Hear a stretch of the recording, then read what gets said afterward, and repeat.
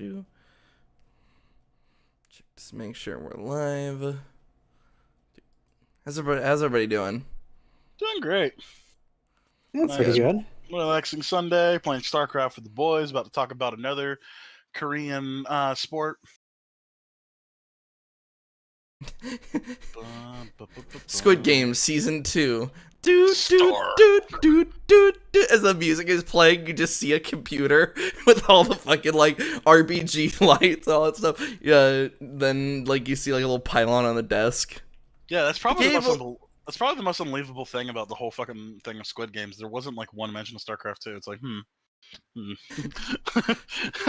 Nobody just went How like, could they I'm leave out their national pastime? Literally, it's their Super Bowl.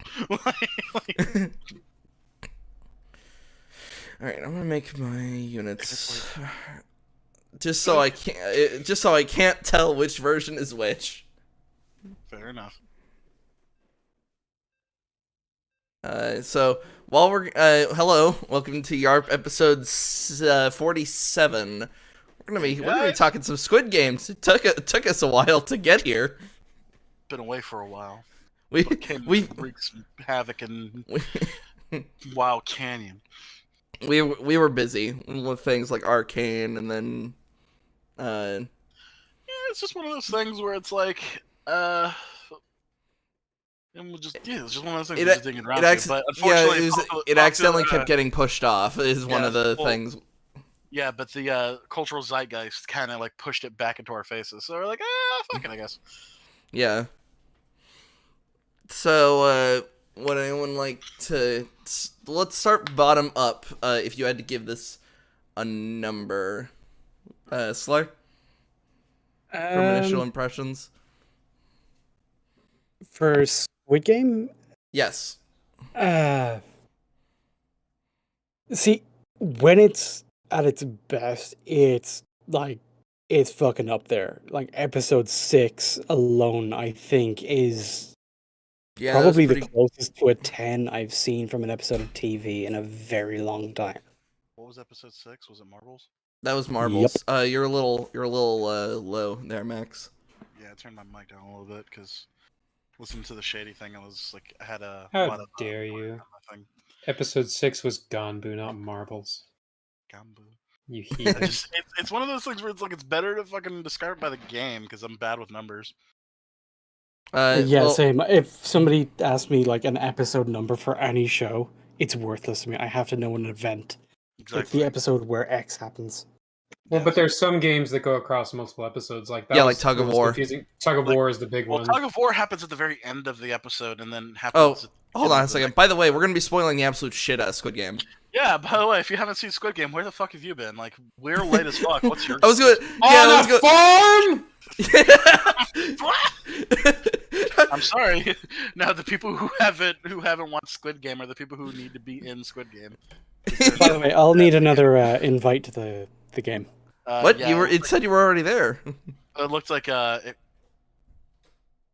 you see, it says that, but if I don't have an issue connecting to my internet, is my computer even on? Oh no. Our first on fucking streams. Yeah, and the game just immediately breaks. Literally shits itself. No, that was such a good game we did last time. We're so smart with our technology. Oh, Wyatt, make sure to fucking show off the battle happening so to give the... Yeah, no, I've already done that. It's so funny now that we're like trying to put like games in the background. Every time I've done that, I've always been used to throwing the gaming background on, so it's like, shouldn't the background be pros? Like, right, no, main episode. So everybody just quit out. Alright.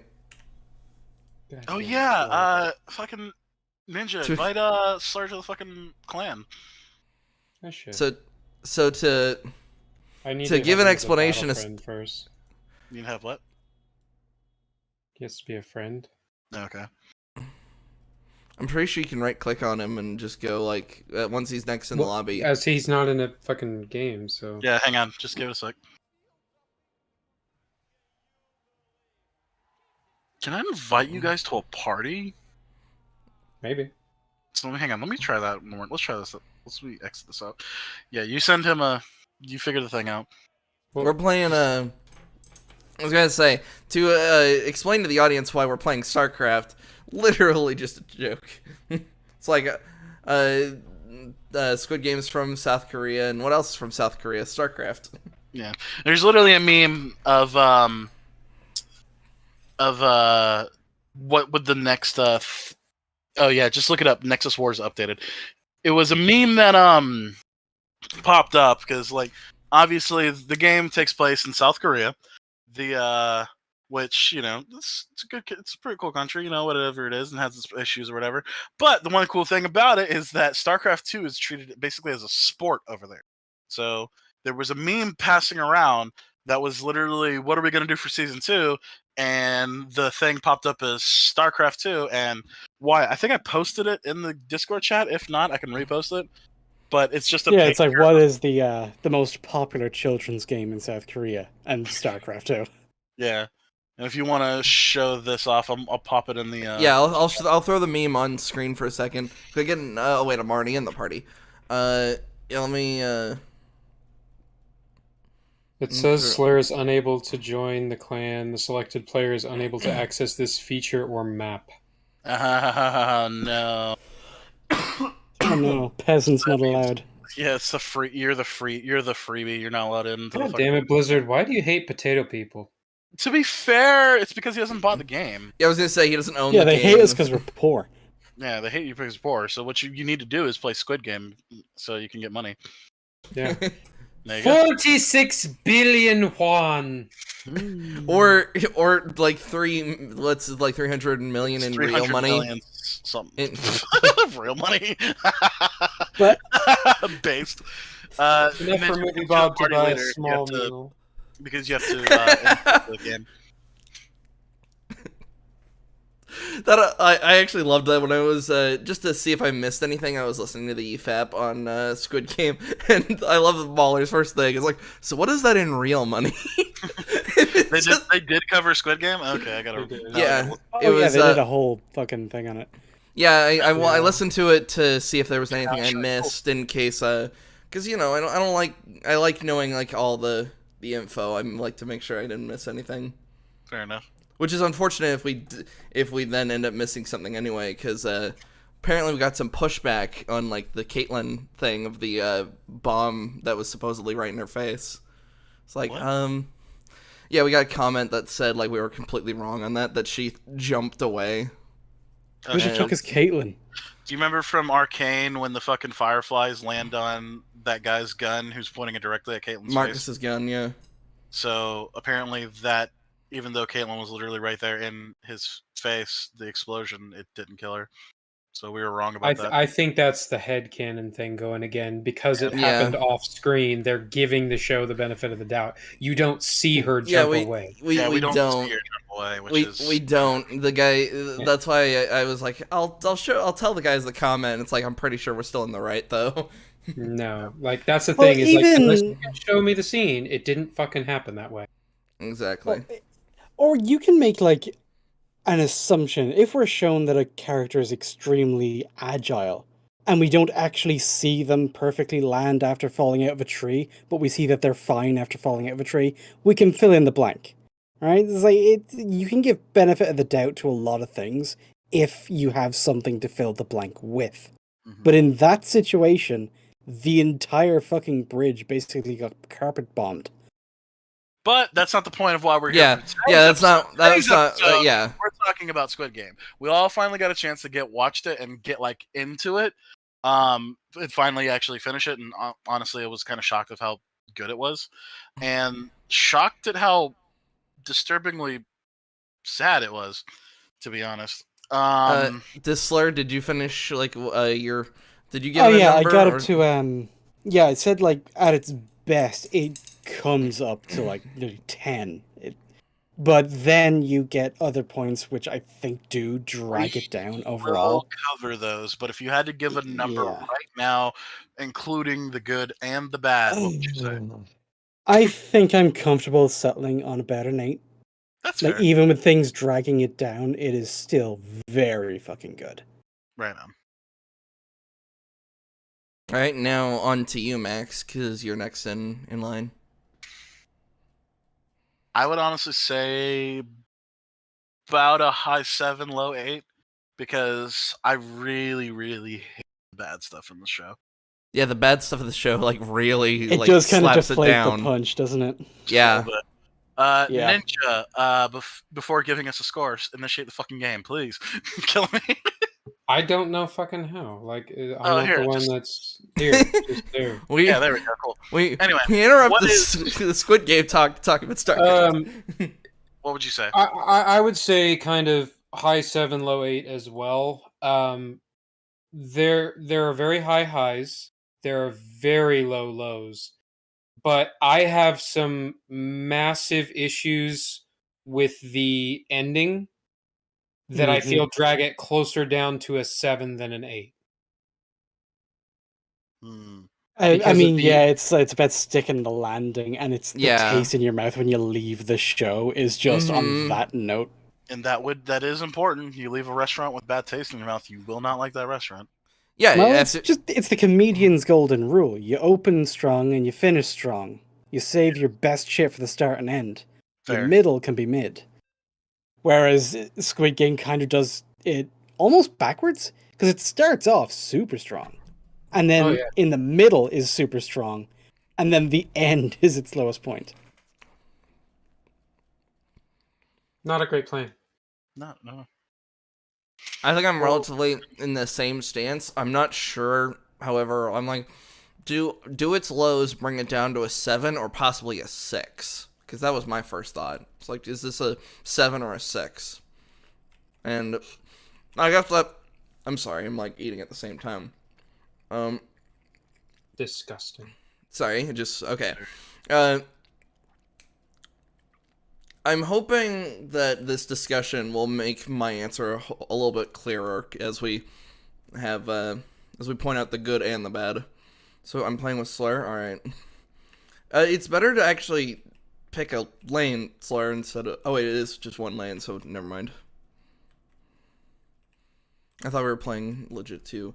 So 6, 7. That's where I'm at. Okay. Well, we can start getting into it. So the basic premise of the show, for fucking literally anyone who's still here who like is just surgically remove their eyeballs from their fucking face receptacles. The basic premise is simple. It's a death game. We've been here before. Yeah, exactly. we literally have been here before with fucking Alice, which is another thing we're going to be talking about a little bit. Well, we have, but I mean just like we as in sort of like the general public, as an audience and consuming media. We've been here before. We know what death games are ever since Battle Royale was every edgy teenager's favorite fucking thing. Until its sequels disappointed everybody. Definitely. Alright, we got the Imperium of Man versus the Xeno Scum for this game. So yeah, so like I said, but the premise is that if a bunch of these people who are like horribly in debt and comically to a certain degree, they get a chance to earn money. So everybody naturally would jump at this chance because, why the fuck not? Yeah, keep in mind this is also part of like a society where you can sign away your rights if you're like your bodily rights if you're poor enough. Well, that's a world building / consistency thing where that contract is not legally enforceable at all, but it was also put to him by literal criminals, so I don't think they care. Yeah, right. They will enforce it. But it's not legal. And I remember you showing me the fucking map videos like, could Squid Game be legal? And it's just that rule of anytime you see an article in a newspaper or magazine where it's a question, the answer is just no, and you can save yourself the time of reading the fucking thing. Basically. Yeah. No, it couldn't be. Are farts the cure for cancer? No. Obviously fucking not, but you idiot. Actually, no. Yeah, no. So yeah, like I said, they're all in fucking crippling debt, so they get a chance to play some game. They all basically every single one of these characters gets introduced to the game by playing a very simple children's game. But if they win, they get a bunch of money. If they fail, they get slapped in the face. And so it's a very simple premise. It's like, oh, just sacrifice your body a little bit and get money. The rest of it is taken to the extreme, where they start playing a really simple children's game of red light, green light. Yeah, red light, green light, or in my day it was called kick the can. Kick the can? Okay. Kick the can? What? Not, So was there actually a touch can the involved? No, Oh, it was. okay. Well, in the playground, it was just like a drain pipe or some other fixed object against which the person who was it could stand up against. And you even see in the setup in the show, they have her up against a tree, even though she obviously doesn't need it. Yeah. Oh, Jesus. Talk about that horrifying thing. So yeah, it seems all hunky dory, very simple, and then they do the red light, green light, and as soon as somebody moves within red light, they are popped. I was gonna ask. So was this going? Like, I don't want to be like, was this the official rules? No. I was curious. Was it if they moved at all, or if it was specifically their legs? Moved at all. Yeah, so for the sake of just this game, because not to go into like cross cultures like that, for this game, it was specifically a motion tracker built into the robot lady. Okay, because that's why I was getting really confused. I was like, is this does their version of red light, green light mean absolute stillness? Because every time I've ever played that, your arms could move as much as they want, especially if you're like on one foot or something. Yeah, that's definitely no, that wasn't that's definitely a you thing, because it was if you moved at all, you were eliminated. Yeah. Huh. Like if you're wobbling or you have to put your arms out to catch your balance, you're out. Yes, that's it. That's you're out. You moved. That's the challenge of the game. Don't fucking move. Yeah. So like that's the thing. So like if you start running and shit like that, and then you stop, if your body's still like heaving or whatever, or if you need to like actually physically stop yourself, then yeah, you will lose because you're still moving. Which is why you're incentivized to move carefully and be strategic about it. And that is the challenge of the game. And specifically this game, because like not only is there, of course, like not moving, but then there is like being influenced by other things, like other people panicking, other people dying, literally anything that the could. person behind you giving you a poke to make you twitch and then get you out. Yep. Yeah, man, the fucking implications are terrible. Jesus Christ. But yeah, and yeah, a lot of fucking people die. It's kind of fucking horrific, like that scene where they're all running back towards the door and they're just all and then just gunning them fucking down. Gunned down, like not to get us monetized, but American school system style. It was they gave him the good old Colorado special. Yeah, that. So the thing is, like, that moment when the first person gets shot, it is so abrupt. Like, it's not an action shot. They didn't stylize it. It's just a person fucking dies, and everybody is silent, and we wait for their reaction. And then panic kicks in. Because even though logically they know that person moved and got shot, if I move, I could get shot. That's like logical brain. But when everybody's there and they see the woman splattered in blood, lizard brain kicks in and they all go fucking monkey. Yep. Pretty much. And so like fuck me, like so YMS for his review, he said something that like really like resonated with me. He was like, I couldn't help but feel dread because I couldn't help but picture myself in those scenarios.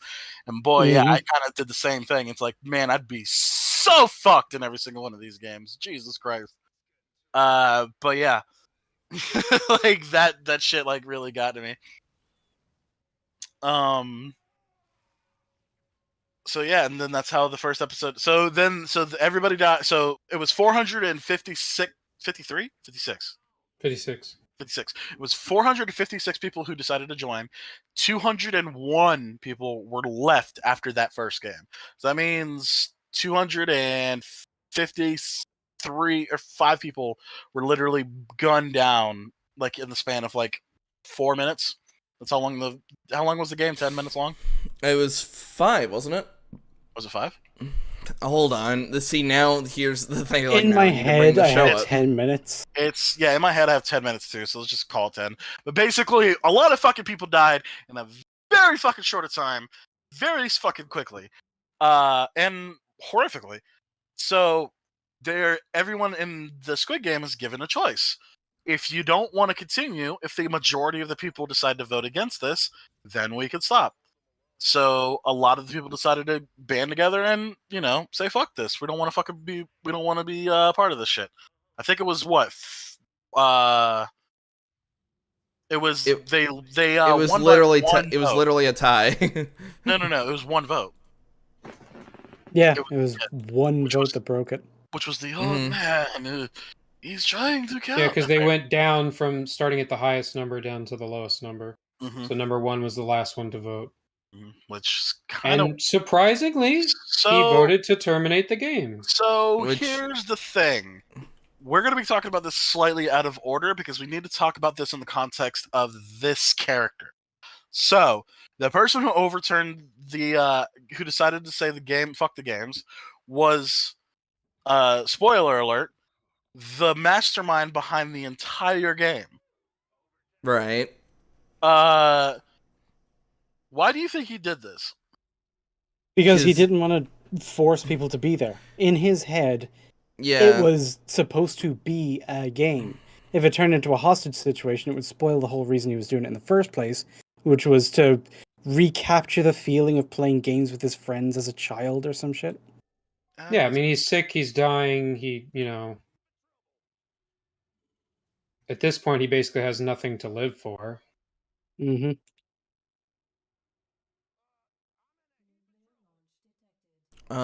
Let's see.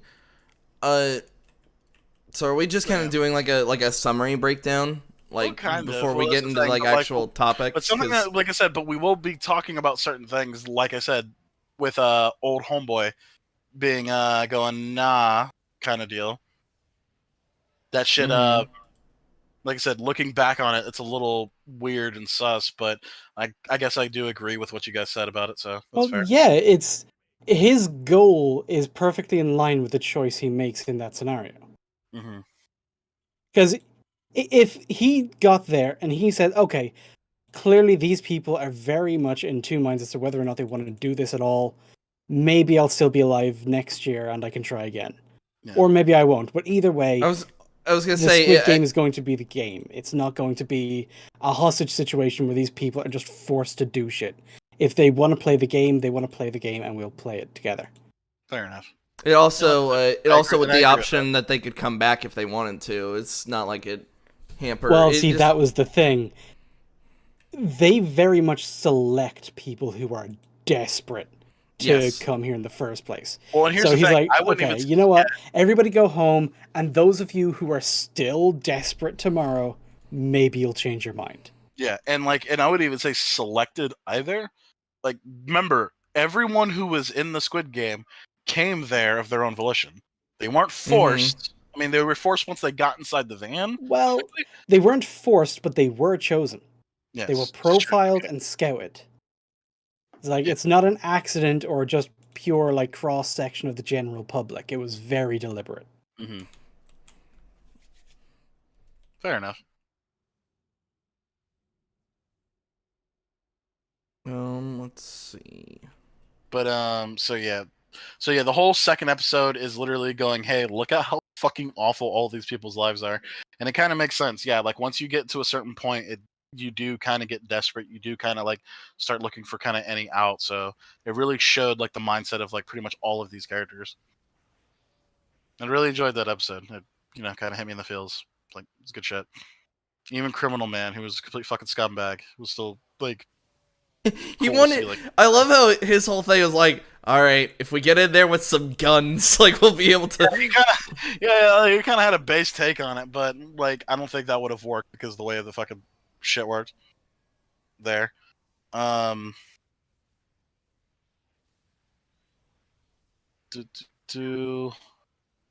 What else? So yeah, that was the second episode. Is basically them realizing it, and even what's his name? Fucking Ninja, help me out. What's homeboy's name? Which one? Jihan. Main character. Yeah, Gihan? Gihan.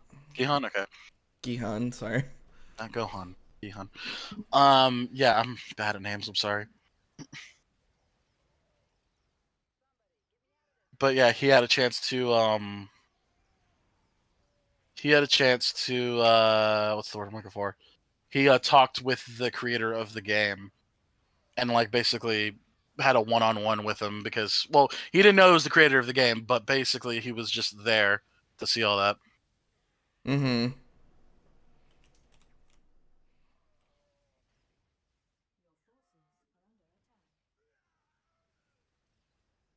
Like I said, I enjoyed the little talk they had.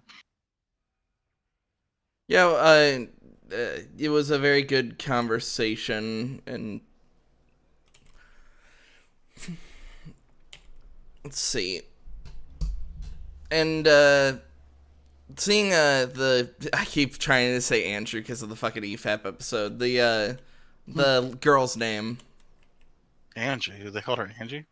They called her Andrew the entire fucking thing. I don't know why. I was like from like another show. Like what's Mueller likes to do that, giving people fucking names. So names yeah. that aren't their actual name. They called Rose Shrek, and it's like it was funny, haha, but I don't fucking get it. Well, it's because it was an insult. Yeah. They were specifically talking shit on the character. That's why fucking Wolf just went fat Asian bitch. I was looking done. I did not call her a fat Asian. I didn't call her other Asian bitch, and it's like, yeah, you did.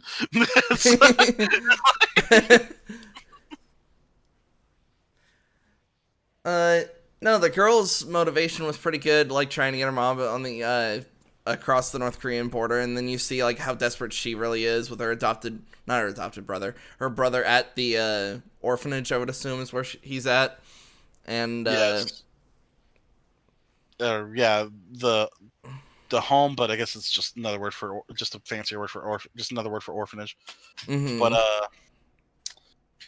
yeah, no, so yeah, we see Criminal Man because he's in debt to like the Filipino mafia and shit like it's that. because he stole from his boss.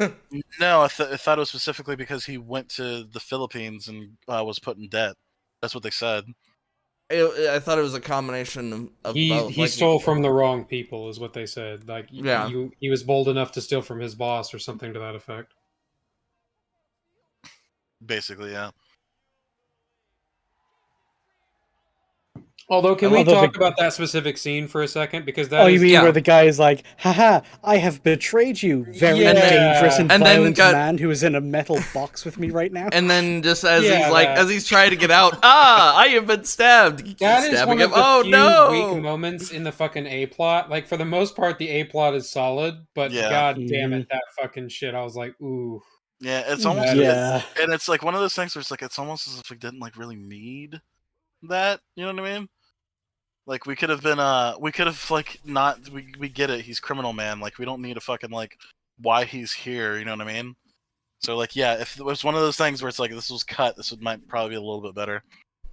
Absolutely. Or just redo the scene like in like don't have just don't even show it because like it's like I said, it's just weird. It doesn't really need to be. Honestly, you can keep most of it.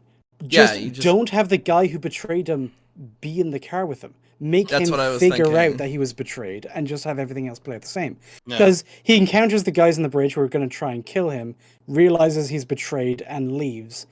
That already happens in the plot. The only thing we want to get rid of is that fucking stupid moment where he goes, ha ha ha, I have betrayed you, lol. Bet you never saw that one coming. Knife in me. Oh, I never saw that one coming. A bit rude to be sticking that knife in my chest, ain't it, bruv? Not a fan. Hey, you got a license for that? Boy, you got a debt license for that stabbing. Yes. We're gonna get to the weakest part though. So yeah, so obviously like the fucking shooting happened and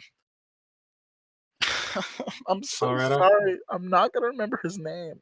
Okay, so and can't. also I can't. not Main in episode character man. Main Gihan. that's it. He's- so Hun. No, So- main character man. Main character yes, man. that's Gihan. I know. I don't care. Main character man goes to the police because obviously the logical thing to do is, hey, we all got fucking kidnapped. They're murdering people over here. Let's go to the cops. But obviously the cops don't believe him because it's the same story. But there happens to be this detective. No. We have to talk about. No, this. I know. We have to talk about We that. have to talk have to about talk Yeah, about this. you can't talk about Squid Game without talking about that shitty fucking detective plot. So this- Honestly, when you asked me about my rating for the show, I had completely forgotten to even account for that entire fucking plot. And now I have to take a whole point off just for it. Because it's why, shit. Yeah, that's why me and Ninja were actually lower than me because we were accounting. For And I was the Fuck absolute me, lowest. This is like the worst part of the fucking show. I wasn't sure with if because of the detectives, like, does this make it a 6?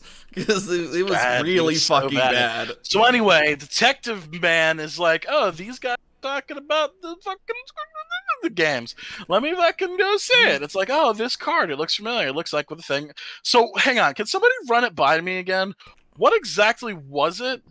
His brother Mm-hmm. had the thing. Correct. His His brother brother was a wasn't- former participant in a previous version of the Squid Games. Okay, that's what it was. And the From, thing like, a that tips previous off the year. detective he is that doesn't pay his he goes rent. to his the brother, a very resourceful, intelligent, determined, gritty person who was Fashionable. good enough to win Squid Game, forgot to pay his rent, which tipped off the authorities, forgetting his brother and all that shit, but just tipped off to the authorities to look at him at all for any reason is already a bad thing. It doesn't line up with anything else we know about this guy that he would make a mistake that small or stupid. Exactly. So already we're off on the back foot, but okay, he forgot to pay his rent. Maybe he just forgot. Squid Game seems like it's a lot to organize. You know, bit. Yeah, he had a lot on his plate. There was a lot. Yeah. There was a little bit. You've got to Yeah, pay it his just little kind of bit of rent. slipped his mind. You know, he's not even living in the apartment. He just didn't think about it. Why would So he need to live his in an brother apartment? goes He's to his got like a apartment. whole fucking like Yeah, he's got a hold whole on, goddamn island to chill on. Yeah, I was about to say he's got a fucking Doctor Doom Why- level fucking I'm sorry, Doctor Evil style like volcano. Well, I mean, Doctor lair. Doom. That's still similar. You're not wrong. Yeah. Yeah. No. Man. Like. So yeah. So that tips off the brother because the brother is now sus about it, and he's like, "I think my brother went to this Squid Game thing. Let me go with you, main character man." And so main character man's like, "Sure, why not? This is all a bunch of evil bullshit. Why don't you fucking come with me?" So he winds up going with them. This is when the plot fucking starts to fall apart. During transit, they're in these vans that basically shoot out, chloroform gas and knocks everybody out in the car, except for Detective Man. No, Detective Man was driving behind this whole very poorly, Did- by the way. Did I missed that then? Fuck me. Yeah, No, he yeah. was- Well, he see, was this following is this is Gihan the getting next kidnapped step again. in his fuck up. He follows the van. You know, these Like, people who've been presumably doing this for multiple years and would absolutely Decades. know they're being followed. Hold on, Slayer. It not only for just years, decades. Well, So you think I they'd mean, have like this the down to a driver. science? The driver wouldn't have been doing it for decades, Yeah, remember there. but he would have been trained up to be like, "Hey, Exactly. this is a super fucking secret organization. You know, we don't want to be found. So if you're bringing the people back, maybe don't be followed." Maybe just stop it. Stop it. Get some help. So yeah, that happened, and so yeah, he manages to get inside the van, And the guy is scanning all the people. It's like, yep, this is fucking contestant. This is contestant. And then he gets to the fucking detective man, scans him. He's like, And then he's not on the invitation. Yeah, and it does the looks at thing. Then doesn't it do the cliche of looks at thing, then looks at person? Person's eyes are open. It's like surprise. Yeah. Well, no, the person's eyes open after he looks back, and it's like, oh, okay, surprise, bitch. And then, yeah. So Detective Man then kills one of the guys, throws his ass overboard, dons his he dons his outfit, then throws him overboard. Yeah, with his ID. Hold on, he puts like his police badge like in his clothes, then chucks him off the boat. He just chucks him off the boat, and then people praised that, by the way. Before we move on to the next thing, how? Because like, look, he's so clever. He's covering his tracks, so when people find the body, it's not going to be unidentified. They're going to think it's him. It's like, hold on, let's just go through this for a second. Let's follow this line of logic here. Somebody is going to find that body on a beach somewhere. All right, and they're going to call the authorities. The authorities are going to come. They're going to see, oh, this body has a wallet and an ID. Fucking handy. We can identify who it is. Hold on a tick. This isn't who this body is. This is my beautiful now house. we This know is my beautiful exactly wife. who threw it in the fucking ocean. So yeah, how handy for us. Once again, I guess I fucking blanked on that. I guess I blanked out a lot of the detectives' bullshit because, like, A lot your of brain people tried do, to save because itself. So much of it is just you're being shotgun blasted with bullshit. So it's relying on you not following it step by step or thinking about it, because by the time you would like have thought about it, it's already showing you the next thing. Yeah. The next, he super like resourceful, clever man. He lived in main guy's office for like a little while and was never found. Like, I don't know if you've ever had an office, but you become very fucking familiar with that space. And you see it in your dreams. And it comes into play because he looks at the phone receiver. He's like, Did he have to? Hold on. Did he have to say that? Did he have to say it though? To say it in English so the guy can know that he was fucking. He had to fucking know. He had to know that like, oh, I spotted you. You want to know why, dickhead? Deal. He wanted to have his fucking moment.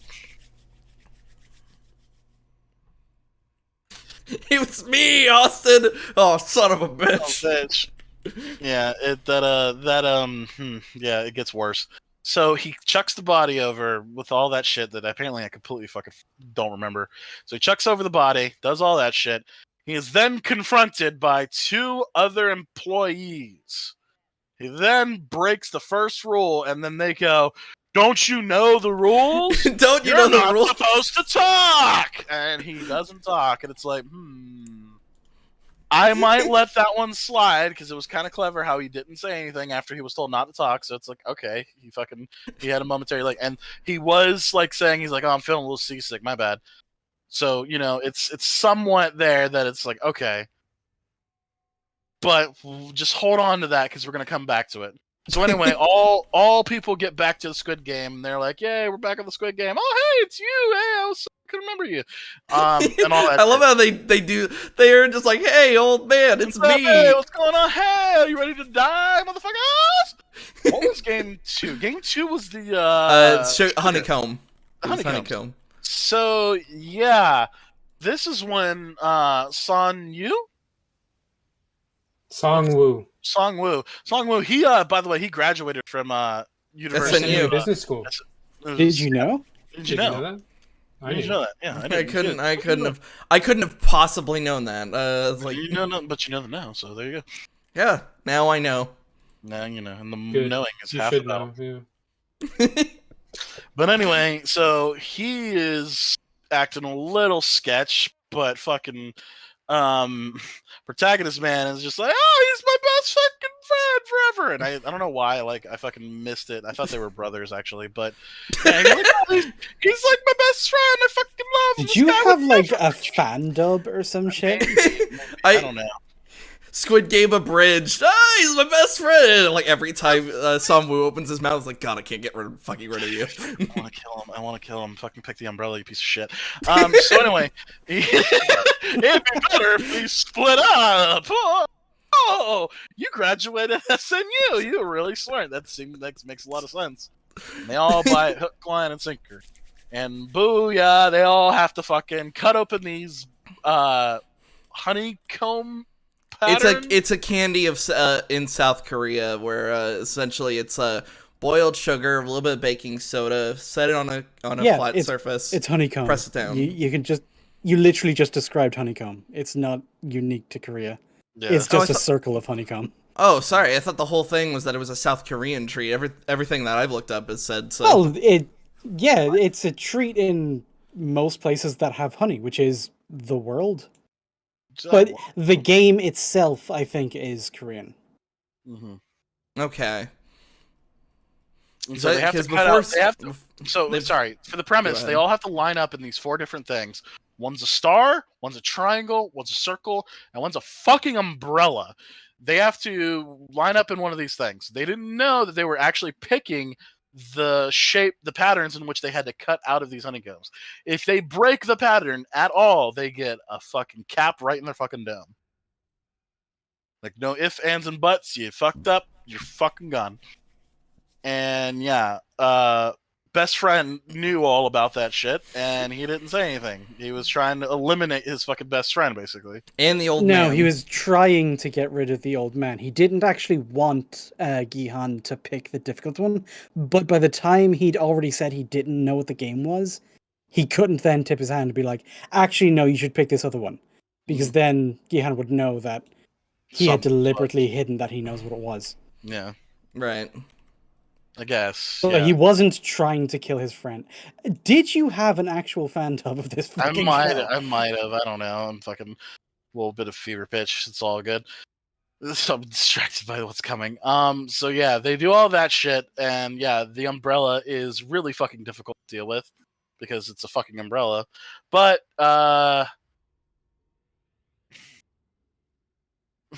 so we have hold on, we forgot about a character who we forgot about 2 events actually. Cigarette Lady and main character girl doing both the ducts and smuggling cigarettes in her hoo-ha. Well, where else are you gonna smuggle cigarettes? She's clever and resourceful enough to smuggle it in, but also impulsive enough that the thing she smuggles in is a fucking cigarette. Yeah, I immediately, it's like, how is she not getting caught because of somebody who smokes cigarettes smell? Well, I mean, I'm pretty sure they don't actually give a shit, though. That's the thing. Yeah, I'm almost certain they actually did know. Or it's just another oversight within the show, and, yeah. I mean, if it's pretty... But there's no way they didn't know. She would have set off a fucking detector or some shit. Mm-hmm. Are there smoke detectors in most bathrooms? I'm going into like fire code and stuff. See, there's no reason that they would have had to build the fucking thing up to code. It's an illegal fucking facility for death. That's why I was just like, wait, that's a stupid They're also question. They're all sensible fucking business guys who've like built shit up before. They understand that a lot of those codes are there for a fucking reason. So they probably have fire procedures. This is a very it's a very smart evil organization. Kind of smart. I don't want to give them too much credit. Until you meet them. yeah. And it's like from an outside view, you're like, these must be very smart people. Then you see like what you're actually dealing with. I see why you would think that, but throwing it away at the end of the game. Anyway, 69. It looks like some kind of bridge. Whoa, it's bigger. Sorry. God, guys, you don't understand. It's bigger. What do you think was gonna happen? Did you think they were gonna play like toys? What is this? A bridge for ants? Literally. Okay, so before we continue, we just want to fucking hit this. The fucking Americans, and there's like one Japanese dude. These guys are like fucking cartoonish. They are so fucking evil. Evil, shitty, gay, fucking horrible people. It's weird. They're like That wasn't him cartoonishly throwing gay bad. on a list of horrible I things. was the going show to does say, that. They like, are whoa. actually homos. It's like Well, weird. yeah, that's the thing. The show is using that gayness as a part of their whole, oh my god, look how depraved and degenerate Look they are. how I'm like, dude, terrible these come on. gays Look at how are. gay they are. Yeah, it's like, you didn't really have to put that next to the rest to make an implication, but okay, Well, you do you. no, I guess. but they Oh, fucking super gay. I was going to. That's like, yeah, but how gay are they? They're pretty gay. Pretty gay all day.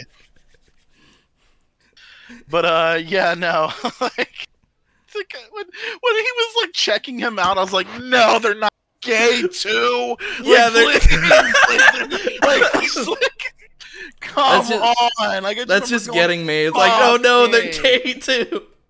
like they had to fucking just make these people the absolute worst, but then they made them gay. Dude. It's just like, all right, I guess. Yeah, This so is what now we're we know doing. what they think of gay people. Yeah, well, Cool. it is from South Korea, and a lot of fucking Korean people don't really agree with. So, yeah. Do they not? Are they really? Are they really Well, not this- into that? a lot of Asian cultures aren't cool with the gayness. Well, yeah, social conservatism is a lot more common in the East than the West. Exactly. Oh, okay. It's like- in fact, if you just think like historically, the whole idea of just live and let live, individual freedoms, all of that, that's kind of the source of a lot of cultural differences. Where it's like, just as a moral principle, we would all say, is like, hey, as long as I'm not interfering with your freedoms, leave me the fuck alone. And that's just how we would kind of navigate things. They would be like, no, if your shit is against the common norm, it's a problem. Yes. Mm-hmm. Yeah. So.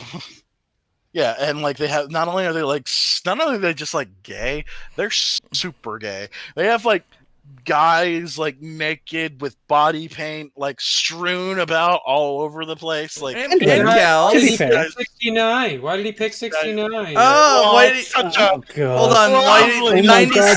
That's What the about sex 96? number. What about 96? Because it's 69, but upside down. Oh! God, They that think guy. it's the. I love how it's like they think it's the funniest thing in the fucking world. They're like, oh, 69 joke. Get wrecked by First Jimmy. and last, two places you don't want to be. So yeah, I think it was either Ryan George or YMS who said maybe the direction wasn't great for these guys because it was like the differences in like in culture. and culture, but like yeah, man, like these guys are almost the weakest show, but we'll get there. Lads, I have a quick StarCraft question. In the sentence, I just muted the voices, but I can still hear the announcer. How do I shut her the fuck up? You can't. Just do- She's literally like a part of the game because you won't You stop can, clicking you while can. you have There's the. a fucking thing there. You would be able to do it. Just look through Mm, yourself. Pretty sure it's under options. when you look at- sound, Oh yeah, check it now. Actually, before we get and to that, then I'll just Love it. Options, sound, and then you come down to like the different sound channels. So soundtrack. it's either going to be interface sound, voices, or response sounds. Well, I turned voices off, and responses get grayed out automatically, and my troops weren't saying anything, yeah. so they got. They usually say something when you click on them. Like you'll click on a troop and it'll be like, "Where are we going? What's your Yeah, order?" Ah, on you the scared moon. me. They weren't doing any of that. Or it's like, I need some help. It's like, yeah, shut the fuck up, please. yeah, Don't were you talk able to to me. mute that? Were you able to mute that? Oh yeah, that's what voices is. Okay, But cool. the actual I'll turn announcer, that I off can't for- mute at all. I don't know if my Unless I'm game fucking is so quiet or Yeah, I need that to it's turn not that picking off. up That on. shit's driving me crazy. You guys I just on mute the fucking game. Master volume down to 0. Fuck This is off. part of this. Well, this is the part of the reason why I picked Protoss is because Protoss, like, they're like, we've met the enemy. Like, they're like hype as about to die. So yeah, Fire chef. Fire chef. So yeah, Which one would you guys have picked? Like, which of the shape for honeycomb? We all know we probably wouldn't have picked It's the. triangle. The triangle's literally the Triangles, easiest one. yeah, it's literally. That's assuming that we know what the game Yeah, is. that's assuming you know what the Realistically, game if we were just in that yard and we're just told without context, pick a shape, what are we going with? Mhm. See, and here's my thing. I probably would have gone for circle. I And would it have would've fucked gone. me. Because it's like, it's a nice round shape. It's like, no matter what the context is, I'm probably going to be okay. Yeah. Yeah, like I said, we don't know what the game is, so we're kind of up shit's creek with that one. Yep. I honestly would have gone for the star personally, but the star is probably the second easiest because the circle. So it probably goes triangle, star, circle, umbrella in difficulty because the star, even though it's a lot of different things, It's a lot of straight lines. It's still straight lines. The circle's pretty tricky because you have to go around it, shit like that. And of course, the Yeah. umbrella is borderline unfeasible because you have that really fucking thin Yeah. part. So It's Yeah, why. the umbrella's the worst one, then the circle, then the star, then the triangle's the best one. yeah, I would have gone star just because it's star shape, whatever. But yeah, the Can we talk about how, so does cigarette lady using the lighter, does that count as Have cheating? you ever actually taken a bit of fire to anything sugary? No, yeah, You it burns smell it. that shit. Yeah, that's why Yeah. I was about to point. It's like, how did she not get caught? And if Yeah, she that did one's get caught, weird. would they have cared? I think Well, they see, would that's a have. little. Oh, for cheating in a game, they absolutely care. We've been Yeah. shown that they care. They care very, very much. yeah, how do you And make- remember, when they bring them in, they strip them of all of their possessions specifically to stop that kind of bullshit. You're not allowed to bring anything in. Mhm. So even before the game starts, if she was caught with that lighter, it would have been a problem. Which brings us back to, did they care that she was smoking? And I think we just kind of have to take it from the show that they just didn't know she was smoking. All of her bullshit actually worked. Which is like, I don't know how I feel about that. Yeah, I don't like that. Well, but here's the thing. Would they have cared about them licking the back of the Nope. honeycombs? Nope. Because not that's cheating. That's still within the it's not confines cheating. of what you can do. yeah. Well, the implication. And you're not using anything from outside of the game to help you. You're using everything you brought in with you, which is just your own self. And if you use your own self, your own body, your own mind, and a bit of ingenuity, and you figure something out, then you win. Like that's what you're supposed to do. Fair. Okay. So yeah, they get out. All the main characters seem to make it. And then we're introduced to one of the B plots. And I thought this was kind of interesting because I was like, oh, is this how they're paying for all of the Squid Games? So they had the Doctor Man, who was one of the guys who was in debt and part of the Squid Games. He's taking a lot of the bodies and harvesting their organs. I thought And this they're is how they selling were them. making money too. Like, Yeah, I thought this was the thing. I was like, oh, okay, that's kind of interesting. So they're selling organs in the black market. But it turns out this actually wasn't by the big boss. This was just some of the fucking guys. And Yeah, somehow, it was like a side hustle. and somehow Detective Man was able to fucking wiggle his way in there, and I completely fucking lost it because they're literally all wearing the same fucking outfit. So how the fuck was I supposed to tell it was Detective Man? The only way you can tell it's Detective Man is because he's the only motherfucker who goes, "Wait, I don't do this thing." And Yeah, no, every fucking character turns to him and goes, "Yes, you did. You Yeah, did it the other day. You're acting strange." yeah, I think it was by the time. Or like he asks what happened, and it's like, dude, you were there. fucking idiot. And then By they like- just get back to their conversation. Like, hang on, by that like man the just didn't know a thing that he was there Hold for. up. This I think it was motherfucker's by a goddamn episode. traitor. I think it was by episode 4. I looked at Ninja because he was watching with me. I looked at him and just went, "Okay, this guy would have gotten caught like 7 times over. How does he keep getting away with this shit?" Literally. So that's the thing. The writing really takes a dip down when this guy's around because it's like it like has to morph around this guy's like stupidity. It's weird. And yeah, he should have. And every character around him is like, equally stupid. So they're They like, don't oh, notice. thing. Oh, you're not doing your job right. You are fucking somebody else by that mask. Like, it's fucking weird, dude. Like, they might as well have just said that a couple of times. I love how with the Morse code coughing, they're just like, it's just number 29, and it's like no further message, actually. He's just going, Well, number 29. for any kind of like code communication system like that, you would have a call, a response, and then a message. Right. It's like you're not just going to send your message out there to the ether until you know it's going to be heard. Mm-hmm. Because, hey, you don't know that all those other guys in the cells next to you don't know Morse code. True. You're exposing your underground organ operation. And remember, when they do eventually get caught, Big Boss Man doesn't actually care that there's He said you couldn't fucking security breach. Yeah, he just cares that it's not fair. Yeah, he said like you could have eaten them for all I cared, and it's just like, really? I don't believe you. Well, no, it's not that. It's the fact that he's ignoring the fact that there's an intruder on the fucking in there. Well, doesn't he? Or just I'm pretty sure no. he finds It's out not like even, even if there was no detective, even if it was just them doing the side hustle on their own, the fact that they are in contact with someone on the outside that they're selling shit to from the facility is a huge fucking security breach. Yes. Like, this could ruin us, kind of security breach. Mm-hmm. And that's why I thought it was like, oh yeah, there's no way they can get away with this shit. It had to be part of like the way they're making money, and then logically made sense because fucking selling organs on the black market could probably. I was gonna say you and assuming the show would make sense. Yeah, and they have a lot of fucking meat laying around because reasons. So yeah, that makes sense. And it's like, nope, just kidding. It's like, oh, all right, I guess. It was pretty brutal how they, dealt with everybody, and it's like, please. Be fair. It's like, fuck me. Like, listen, assholes, play the game proper. It's like, oh boy. Frontman was cool. I liked his drip.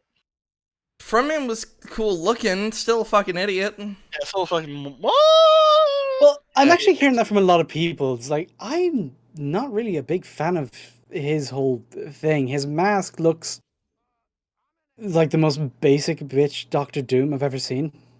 I was getting a heavy impression. If any of you guys played the later newer Deus Ex games with Adam Jensen, wasn't even that. I was getting fucking Sniper Contracts vibes. I was getting the vibes of the people who work under the Illuminati in that game because they wear those like little gold angular masks. Yeah, they look exactly like that. Gotcha. Still like that mask though, even though he's an idiot. I still like the fucking mask. It's cool looking. But yeah, so that transitions into so they all finished this fucking honeycomb game, and honeycombs are so cool. Look at our celebration dinner. It's a fucking single water and a single egg. It's like, yeah, and those who don't like sparkling water, they're just like, kill me, just fucking shoot me. Sparkling water and cold eggs, worse than prison food. Mm-hmm. But that was literally the point, which this gets weird. If the whole point is to not... Okay, so yeah, this actually, now that I'm thinking about it, is actually kind of a huge problem. So the whole point of the Squid Games is that everybody is fair, everybody gets an equal chance to win the games. However, this is not an equal chance. This is literally ganging up and killing each other. I was about to say, it's like, fair my ass. This is not fair. This is actually fucking harsh and terrible. This is kind of where the games themselves take a turn.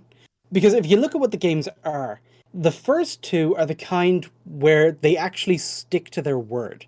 Mm-hmm. What they say is, if you follow the rules, if you follow the instructions, you can make it out of here with a lot of money.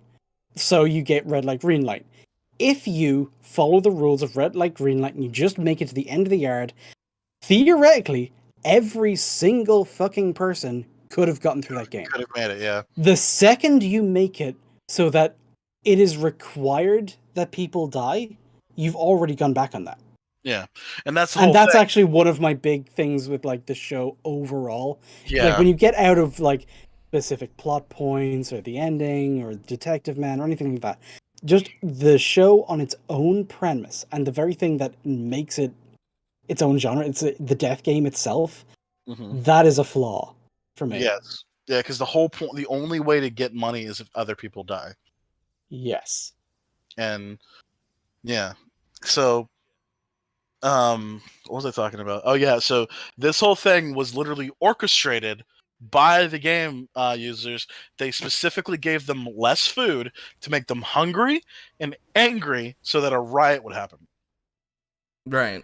It's specifically said by one of the workers that this is what they wanted to do, and it's enforced by that because they were literally waiting by the door, all with MP5s, ready to go inside, but they waited for like a time. Was there a time limit? No, it was until the old man just said, "Oh, they're killing each other." So I honestly think as soon the as old the man was big the boss only man thing. got scared. Yeah. The big boss man got scared, but this is technically his fucking game, so why is he getting scared? But all right, It's almost like he's well, that's getting another special thing. Did treatment. he not know that this was going to happen, or was it just a little different seen up close? Why did that not change his mind about anything? Yeah, not a great plan. Not a great plan. So yeah, that was really strange, like how that was taken care of, and like I said, it just feels like against everything about like what they're trying to do. Because it kind of is, and if the premise of the game was laid out from the very beginning that this is a race to the finish, there is only going to be one. One of you people is going to become extremely rich. I still think you could have made the show work. Because of how desperate they are, because of how much that gambler mindset kicks in, how a lot of them are the kind of people who think they're smarter than everybody else. So you absolutely could have had a death game. Yes, I do, actually. Thank you. Yeah, so like I said, that just felt really weird to me. And yeah, I do agree with you 100%, Slur, is that like, yeah, this the whole death game thing kind of falls apart when it's like, or the whole idea of it being a fair game kind of falls apart when it's like, dude, fuck it, they're just killing each other. So, and not only that, multiple in a row, like because then there was the second round where they had to like set up a barricade and all that stuff. Like they were, like this wasn't just a one-time thing. Yeah.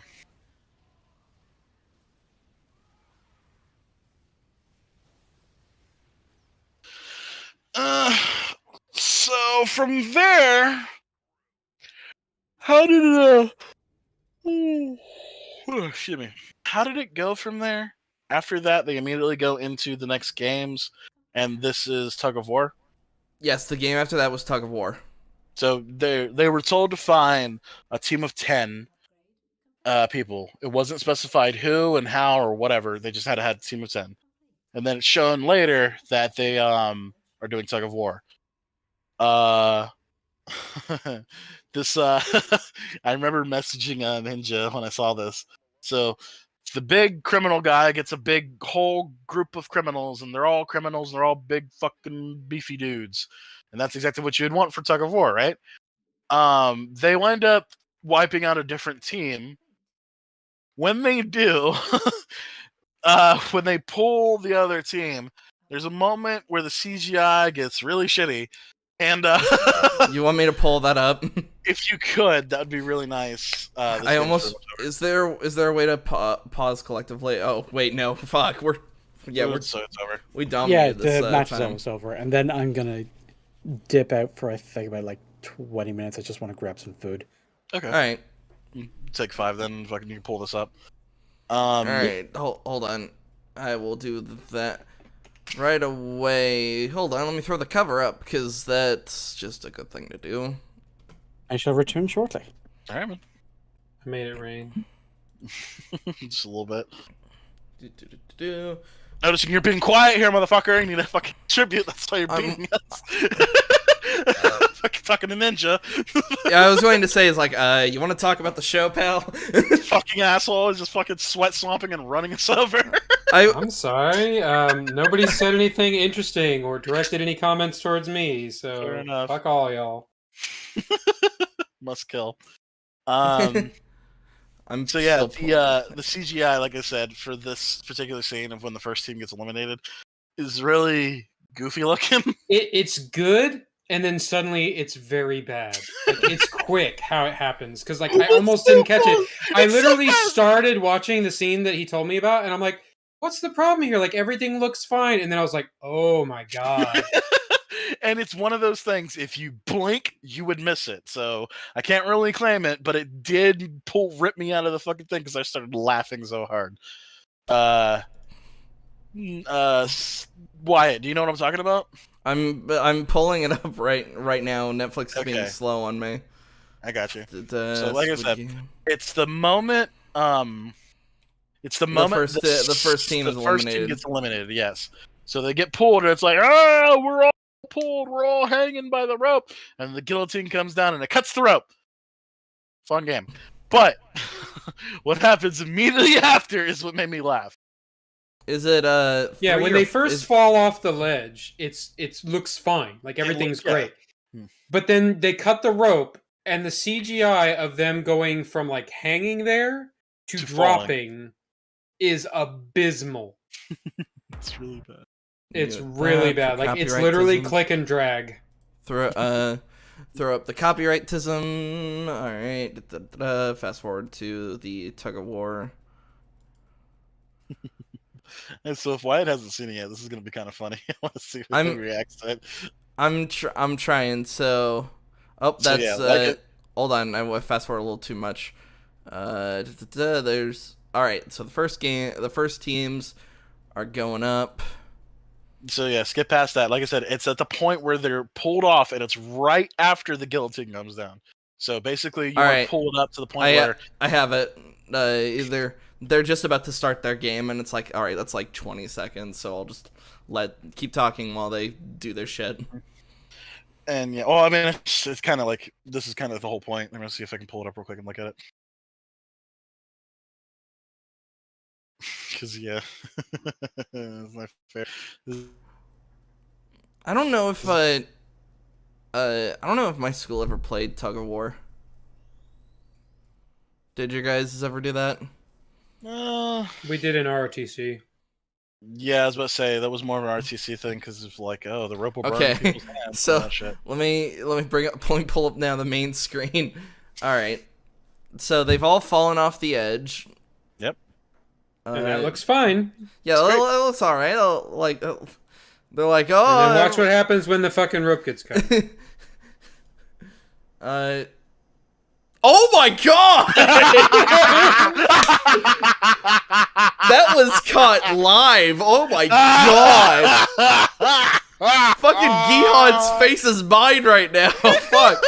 I'll take a fucking screen cap of that. That's so great. You just see it. It's like, oh, somebody editor left this thing here. Oh, quick. It's like when It's so fast. It's like in the so fucking weird. It's like Matrix Reloaded when suddenly when Neo's fighting all the Agent Smiths and then suddenly everybody becomes fucking plastic. Yeah, but it's so It's like quick. the editor has left the stream. Yeah, it's like oh, so quick. That's what I'm saying. I don't think anybody noticed it, but your brain did. this was my. Man, it's so fucking. It's Hold on, beautiful. let's It's like catch my that favorite thing again. in the whole world. That was okay. So it looks all right here, audience. Looks all right. They're all falling off the edge. They're like everybody's like oh, exclaimed. They're like oh, these effects actually look pretty good. And then the kills they see. I paused right as it's showing it. Oh my god. It's not pulling up for me. I can't see it. But yeah, no. It's cash. Hold on. I'll down. change. Speaking of this particular scene, some people caught it. I've seen various posts around and memes and things. Okay. There's a small detail in this scene that is really interesting. Hmm. So, the old man is not shackled to the rope. Yeah, I was about to say like in terms. I think so. I think either that's a shot inconsistency. Like he has or... the little handcuffs around. No, it's not. It's for a specific reason. His hand, like he has the handcuffs on, but there's no lock on them like there is everybody else. Yeah, are you? So I in the changed- event of emergency, he could get the fuck out. Yeah, he could have just like tugged his hands away and the cuffs would have come off. The reason I'm possibly saying it's a shot inconsistency, I think it's this shot right here where it's where it goes down. Everybody, those the problem is it's like pixels. There's a lock on right here. That's a lock on the old man's wristbands. Oh, then yeah, it was an inconsistency. Damn, that sucks. Shit, because I was totally that's an error that could have easily been justified. It's like, oh, it's because he's a fucking yeah. So, although I don't know what would have happened if, like, say he did just tug his arms and then was free. That would have actually hurt his character though. It would have, because the whole thing is he's participating in these death games because he doesn't care whether he dies or not. Shit. Well, right. But then why does the thing stop because he said so? The fight. Well, I mean, that could have been. That's not necessarily the reason it stopped. Yeah, that probably wasn't the reason it stopped, dude. Like that might have just been a signal. Well, god damn it! Like I don't know, dude. So this video I want just to detox with tonight. Afterwards, it's called they dub it game 2.5. So that's what I'm gonna dub the fucking riot scene is 2.5. Game 2.5. Game 2.5 actually feel like hurts the fucking story overall. It does. Like the more I think about it, the more it really fucking bothers me. Yeah, especially I'd actually with it's like with game 4 and with the glass exploding and then that's game 5. No, game 5 is Squid Game. No, game 5 is game glass 6 is Squid Game. Game 6. Sorry, I thought there were 5. Because squids have 6 hands. What? No, where it's just like wouldn't the VIPs rather the players actually just die in the games? Yeah, so they could place bets and have fun with it and have a because time about it. It's literally gay. Sorry, yeah, I literally can't. I can't let that go. It's like they can't let go of add the cherry on top. That they're all flaming on. No, the fact that not only that, they're also just they might be horny as some horny naked as animal shit. ladies in there. Yeah. There was they're on the dicks in my fucking face. I couldn't see anything else.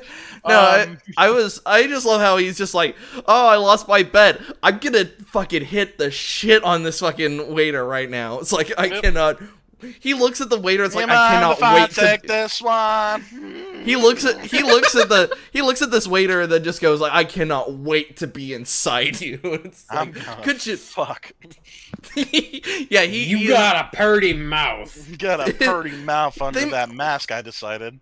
I was gonna say, why didn't they just give him that like a hillbilly? Why did you want this one man in particular? Like legit, all of the other guys seem pretty fucking well built and all that shit. You fucking weirdo. Is it almost like you needed for the plot? It is like it's fine. Whatever. Yeah. God damn it. I mean, you literally have naked fucking animal print people walking around, and he hits on the guy that's basically completely clothed with a mask on. Yeah. He could not do anything. Yeah, I don't know why. Yeah, with the amount of nudity we were shown in that scene, it's like no one took advantage of that. Nobody's just gonna like. Well, they were watching the Squid Games. It's bigger. Sorry. Apparently, like the Squid Games aren't entertaining enough if you need to go fuck the waiter. Throwing it all away. Sorry, I gotta stop. Why 69? Why 96? All of their dialogue is just beautiful. It's fucking horrible. Because it's like they're not even cartoons. The best rain knows when to fall. Whatever. Hell hath no fury but a woman scorned. Oh, a fellow student of the Bard, eh? It's not the Bard, you dumb fuck! Talk about. That's so bad. I would love to edit those. Wait, hold on. Do you remember his response to that burn? What was it? Oh, I like you better when you're quiet. Oh, he said, I like it better when you're quiet. Because he, of course, had to... Like, oh, damn, got him. What a comeback. Wow. Oh, man. Got him. How is he ever going to recover from that? Bold move, Cotton. Let's see how it plays See out. where it fucking goes. Oh my god. I'm just dude, It's really bad. Dude, it's so bad. And fun fact, because we all watched it dub, fucking sue us. The sub is superior because the dub is like almost comical at certain points. But not only that, like I've heard those the guys are in English in both versions, so they are so they're just bad no matter what. They're just bad. So it's beautiful. Hold on, I like in terms of the dub versus sub, I almost feel like the sub also because it changes red light, green light instead of just the words. There's a song. Yeah.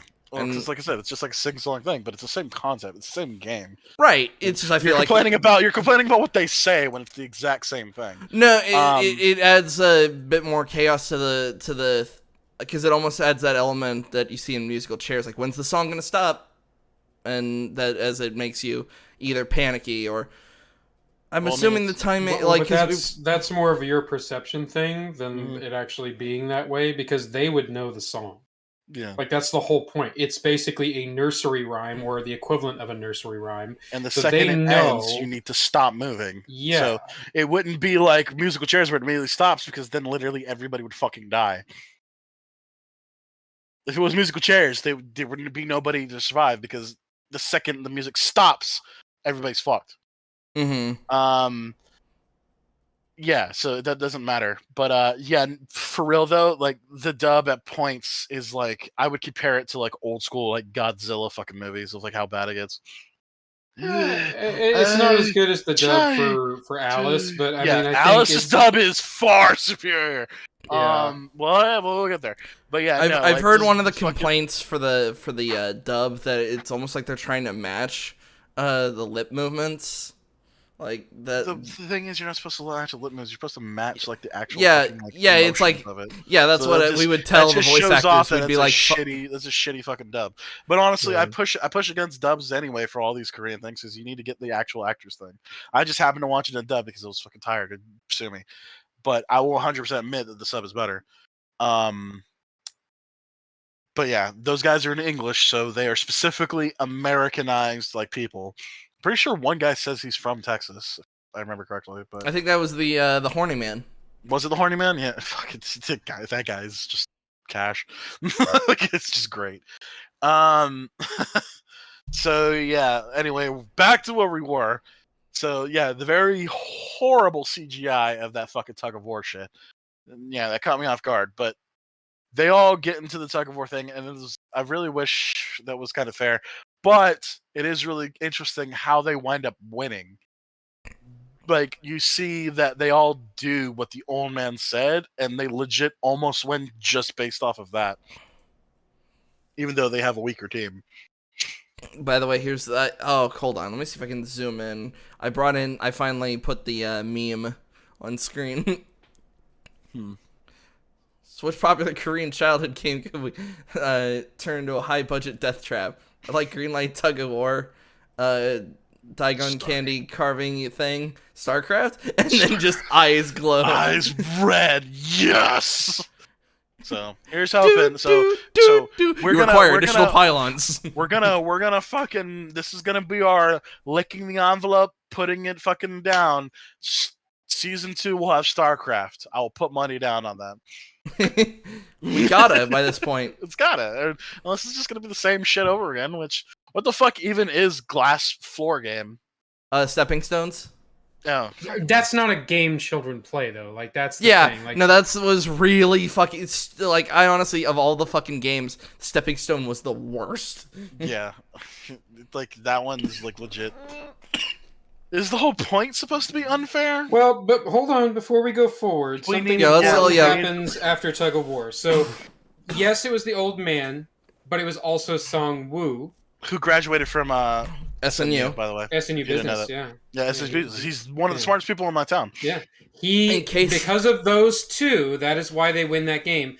And this is when we're introduced to one of the sort of minor characters on their team, the Religion Man. Both the Religion Man and what we would later call Prison Lady. Well, she's... Yeah, but she's also already kind of been introduced, but basically you get this sort of big focus on religion going forward, where Yeah. they're talking about how, like, he's praying and he's thanking God that they won, and she's like, you should be thanking these two guys because it's them who saved your ass. But he's just convinced that God is the one who saved Oh my them. god. So I'll pull it up for the stream. I just alt-tabbed, and this is what I come back to with fucking StarCraft. Just the entire screen just swarmed with Protoss units. And it's stuttering my game. Holy shit. Why is it doing that? None of us are in a game. Oh, because I you were was still in the fucking... I was still in there. Oh, So- you were still in the game, so Yeah, it was still spawning units? Yeah, look Oh, look at the stream when you have a moment. It just Let suddenly me just take a did look, that. yeah. Like you'll have to look at the actual stream. Yeah, this not- is why not you what have to we- fucking leave the game, man. Yeah, you 'cause- literally have to leave the game, because, wow, what the fuck? Let me take a look at that shit, though. I'm curious. Just all of the units just filling the All of entire units, screen. Everyone. Everyone. Yeah, I don't see anything now. Like, I'm looking at the stream and it's Well, yeah, just back up a little bit. Yeah. not letting me back up. Yeah, it's not letting me back up either. Of the actual Whatever. stream? Yeah. I guess it's live. Huh. Maybe they Don't know removed that when they removed the dislike button. No, the ability to fucking rewind in live streams. What the That would shit? actually kind of suck. I'm probably never gonna fucking catch another live thing because it's like, oh no. I was going to can't say, literally do that. live That would be EFAP and cancerous, yeah. yeah, live EFAP and live Adam and Sitch just out the fucking window in case I miss a fucking point.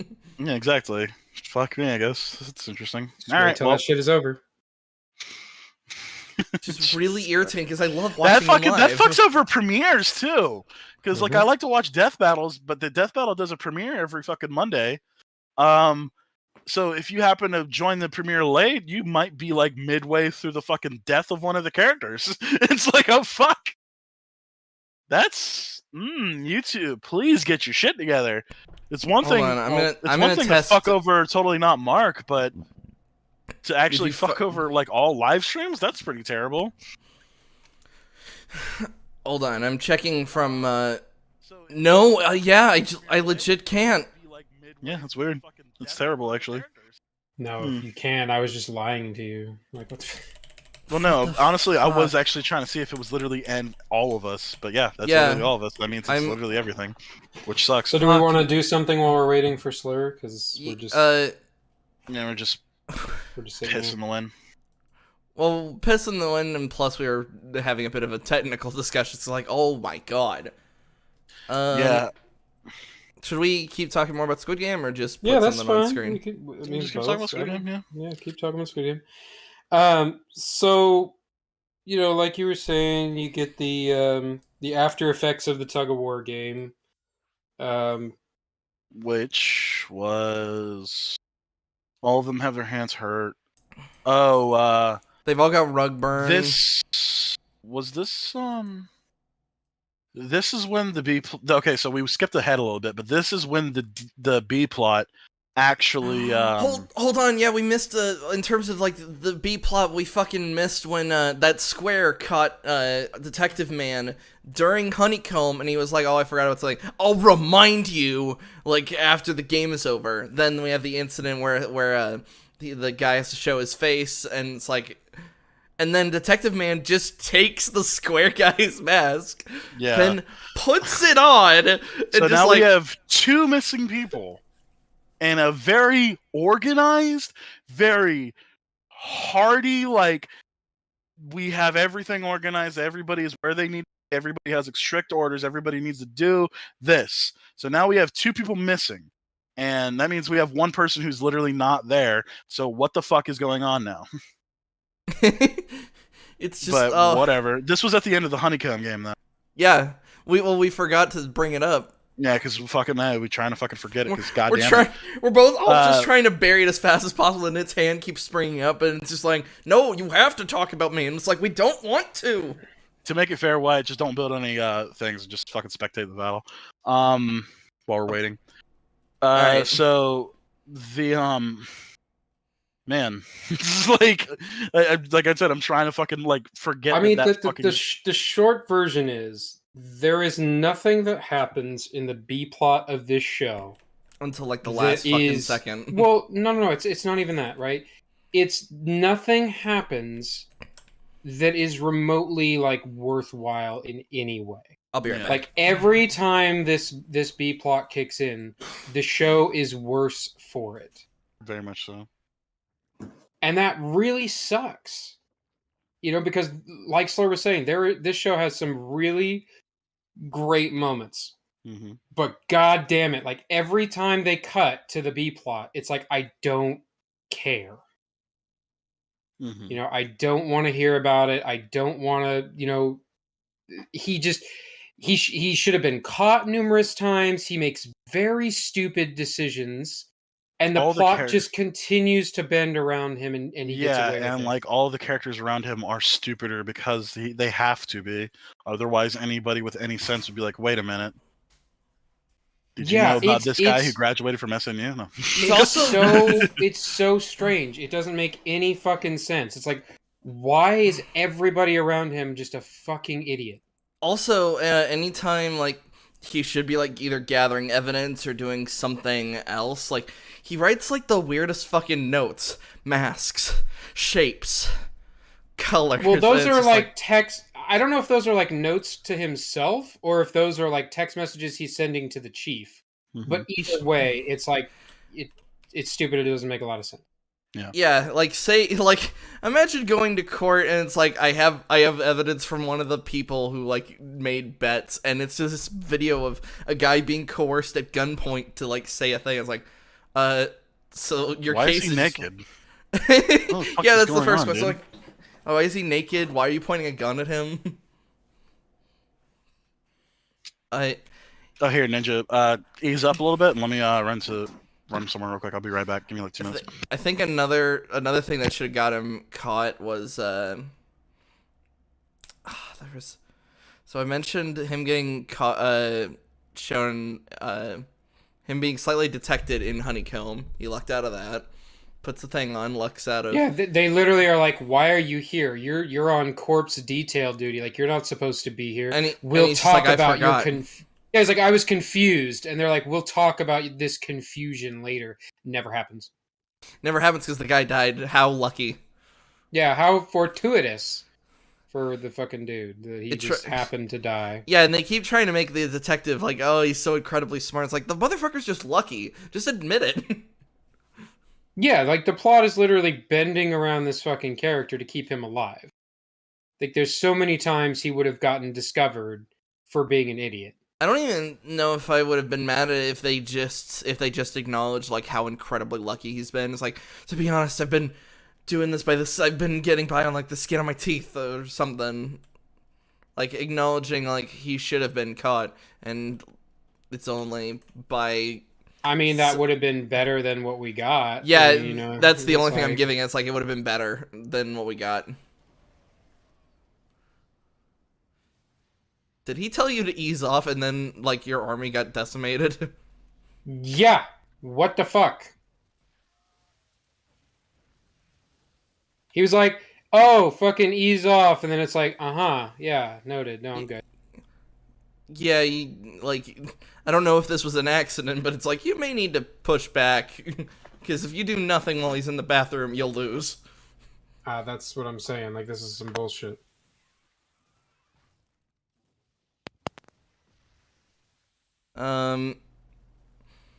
What was the... I'm Alright. trying to think... So, where were we? Fuck you, you cheating Fuck bitch. you. What happened? You're all about like, to... "Oh, ease up," and it's like you're about to fucking win. I'm not even playing. I literally just got back. What? I'm You- sorry? Like I wasn't in the room. I literally left But he my stopped house. building and everything. Like, that's... Oh. that's Yeah, I stopped building because you told me to ease the fuck up. Oh, well, my bad. Well, I just won't build for a minute. Do what you gotta do. It doesn't matter. It's over. Is it? Pretty much, yeah. Can't you bring Because us Bowie didn't build anything because you told him not to. Well, Billy built something. Help him out. I have a name. All right, Benny, fucking build something. That was funny when, during the Monster Hunter stuff, because I It reminded me of the early days where they would just be like Bowie. I'm like, I have a name. Yeah, but then you named yourself Benny, so it's like it's hard to Mike- fucking like do that on the fly when I see Benny coming at me, especially when one of my best friends is named Benny. Oh, that's funny. That's what I'm saying. He also plays Monster Hunter, and that's the exact fucking Monster Hunter name, which was like it completely. No, I just named him after my D&D characters. I really wish. Why is your D&D character named Benny? Dude, is he a fucking? Is he a human fighter? No, no, it's his actual name's Benjamin, but that's nobody calls him that. Okay, you could at least spell it differently. Whatever. I was just say that's beside the point of what we're doing. But anyway, Squid Game. I was just talking about how if they at least acknowledged like the luck the detective was having, that would have been better than what we actually got. Because say like he's just like, oh, I've been doing this like I've been getting by on like the skin of my teeth. I'm lucky I wasn't discovered. Yeah, you fucking dummy, because you were literally telling people, by the way, how are you not a fucking Squid Game guy? Oh man. Dude, his fucking plot is so terrible. Literally everything about it is bad. And it's like, not the even twist at my breath. It's not even a little bit bad. It's aggressively bad. Yes, definitely. What else? So yeah, that's all post Tug of War. They then go into potentially everyone's favorite episode. Like not just us four. I think episode 6 is pretty much universally like the loved. best. Like everybody loves it. But they love it for the wrong reasons, because it's so fucking also emotionally destructive. It's legit one of the fucking worst things ever written, and it's like, god damn it, I fucking hate this. My chest hurts, my everything hurts. I don't want to watch this anymore. Why would you fucking make me learn Korean through Gambu? You fucking assholes. Is this what you want? Is this what you want? Like, I'm literally turning into that guy with the wife. It's like, how can we live with ourselves? Me looking at everyone who's enjoying the show. I mean, people like dark and depressing things. I like. Not usually. They usually don't do that well. Yeah, things that are considered nihilistic or too dark or depressing usually don't do super well. Yeah. And this show is really fucking bleak. I was going to say, I guess since Rick and Morty is technically a comedy, I guess it. Yeah, it's most a comedy, people. But it's a comedy with a lot of fucking dark shit in it, though. Still. Yeah, that's what I was. That's what I was thinking. It's like it's a comedy, yeah, but it's got a lot of dark implications of practically anything it talks about. Pretty much. Let's see. So, we also get a lot of character stuff. Like, would we rather talk about character stuff as it happens or later? Because during the second night we have the barricade and Jihan saying like, oh, like they're gonna attack the strong, right? And yeah, they're all gonna go fuck us up. Yeah. That causes Thugman to change his mind. Well, no, it's because he doesn't. He's like, you don't trust any of these people, dude. They're all fucked up. Yeah, it causes Thugman to pull back and be a little bit more reserved that night, which is good. But but this night also sets up for what happens in the next coming events. Is that old man is not doing great? Yeah, because he's in the final stages of his dementia. Mm-hmm. But yeah, he gets a fever. He starts getting really fucked up. Like he's like really unhealthy. It's pretty bad.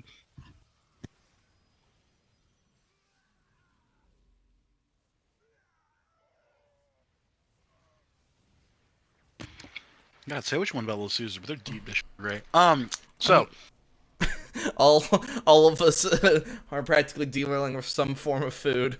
Well, yeah, that's why it's kind of slowing down a little bit. But to keep us on track. So so like I said, this episode is well appraised. The setup is everybody grab a fucking partner. Everybody has a pair, one person. And so they're like, oh, we're going to be doing like team games or whatever, something like that. But it's then revealed that It's like, oh, you're Each actually going to person- fight your each- partner. Well, no, you're not going to fight your partner. Well, fight Each is person, in the your yeah, hang opponent. on. Each person is given a bag of 10 marbles. Right. The object is, with your partner, you have to somehow get those other marbles. It can't be done with violence, and it can't be done in a non-honest way. So basically, you have to come to an agreement with your partner that they lost, and of course, with every single elimination in Squid Game, that means they're dead. So yeah, it's legit really fucked up and terrible and horrible because main character man teams up with old man. Songwoo teams North- up with Ali. Ali, we didn't fucking mention. Ali's the absolute Chad. Ali was my favorite character of this He fucking literally show. he literally saved fucking homie from dying in the very first game by being an absolute fucking Giga Chad and grabbing him and making sure he doesn't fucking fall over. I was going to say, Holy and just holding shit, him with one That arm. is fucking And- radical when you think about how tough that is. Was Especially that with without his left? moving. Was that with his left or his right hand as Doesn't well? matter. He still holds a man with one Well, arm. I was and going to say it doesn't makes it move. even better if it was his left hand because that's the one Doesn't missing matter. finger. It That's doesn't the one matter, it's missing one fingers. arm. That makes it even better, dude. Yeah. That's what I was trying to get at. Still, doesn't matter. He fucking holds a man with one hand, and it's insane. And he's not really smart, but he's got a heart of gold. He's always there for his team. He's really fucking supportive. He admits he's just kind of an idiot, but that's kind of his charm. He is put into a thing with Songwoo, and Songwoo basically betrays the fuck out of him. It's legit top 10 anime betrayals of all time. It's bad. It's really shitty. And it really fucking, like, there's a lot of, like, hints that Songwoo is kind of shitty. He's very Going calculated. It's this moment where it's like, he is absolute piece of shit level. Like, oh my god, you asshole. And yeah, it happens to the nice guy and all that shit. We meet North Korean. We finally get this backstory of Pickpocket Lady, who is from North Korea, which, you know, nothing but rainbows and sunshines happens there, right, guys? So Yeah, there is no war in Ba Sing Se. they're fine. No, I guess, yeah, no, it's like there's just a lot of shit that happens all at one time, and it's all really well done. Like, everybody's like, "Oh, I can't believe the old man's dementia is shrinking." Like, I heard that a couple times. Like, what? He was literally doing that shit on purpose. You fucking ridiculous person. Yeah, no.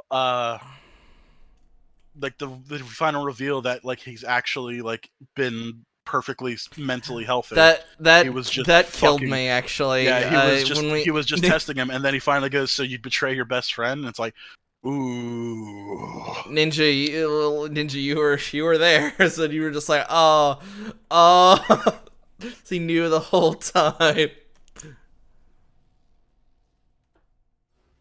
It's pretty fucking heartbreaking. It was one of the. I honestly agree. It was one of the best moments in television.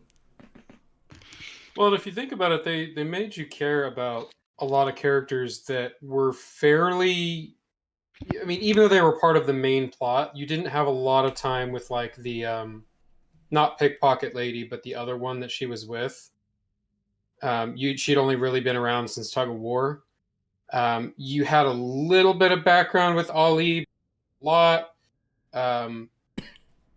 Obviously, you'd had plenty of time with Gi-hun and the old man. They're kind of the focal point of the episode. But, I mean, just overall, every death in that episode fucking hits. Yeah, I like that's what I liked about with Prison Lady's death. I was like, we only knew you for one episode, and it fucking hits. The fact that she kept forgetting that there was literally no kill was like, it kept hurting. It's like, Yeah, it's almost like that was well-written dialogue. It was very well written dialogue. Who are you referring to when you keep bringing up Prison Lady? The one that was with main character lady. She just got out of prison when she was picked up for the Squid yeah, Game. she was in I prison. guess She, like, I wouldn't refer to, like, there's so many other aspects of her character. That doesn't make a connection for me that she was Prison Lady. I mean, All right. I don't know what else I would call her. Her name? I don't remember her name either. That's fair. Soybyok, I think, is the main character lady. Am I correct? Or No.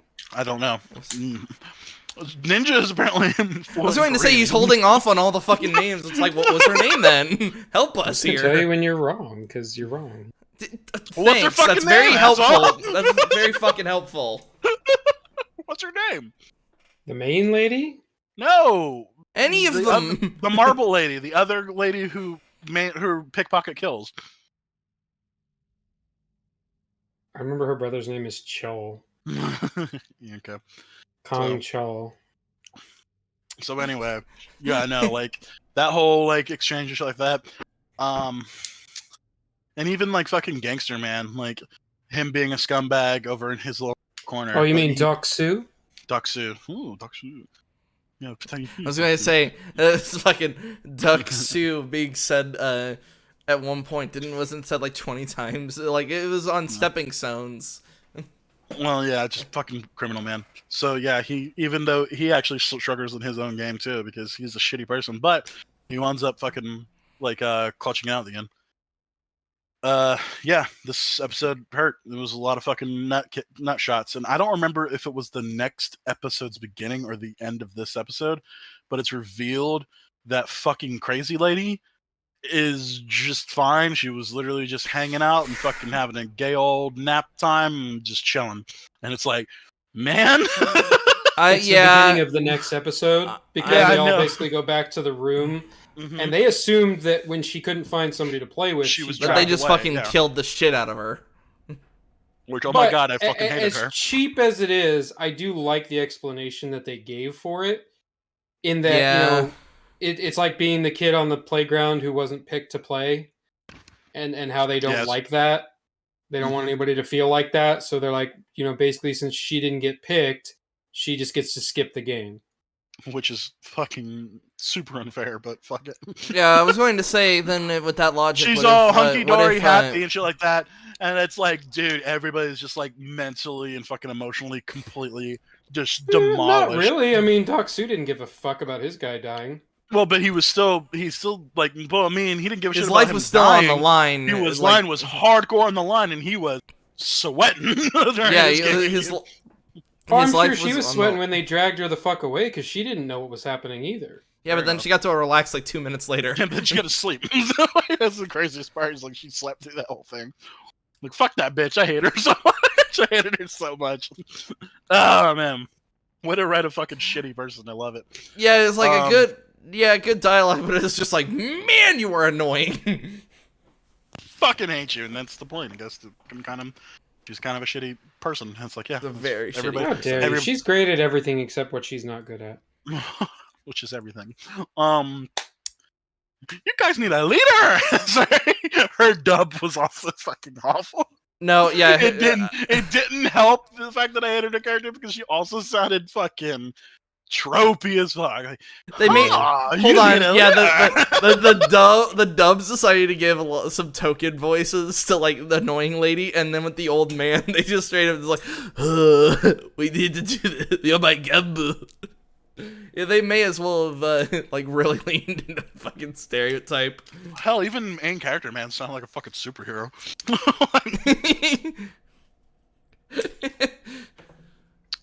Oh, yeah, I forgot to mention that.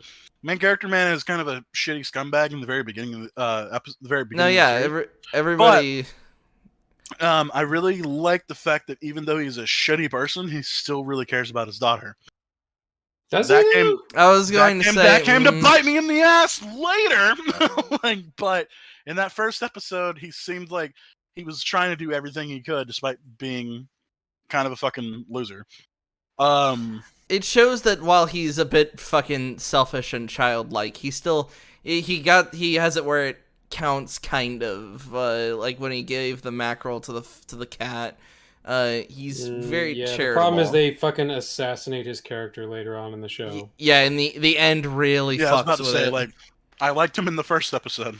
I didn't like him. First episode was fantastic. Mm-hmm.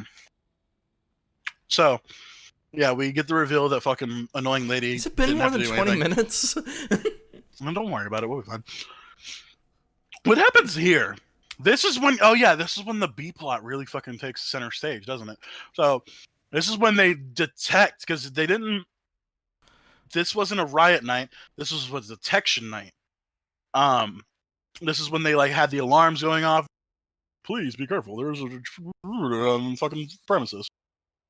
Yeah, this is so we kind of like brushed aside the doctor plot. They specifically brought like one of the people who is a doctor to help with an illegal organ thing they've got going with some of the people that might still be alive, I guess. I don't really Well, as a trade-off for his services, they were giving him information Yes. about the games.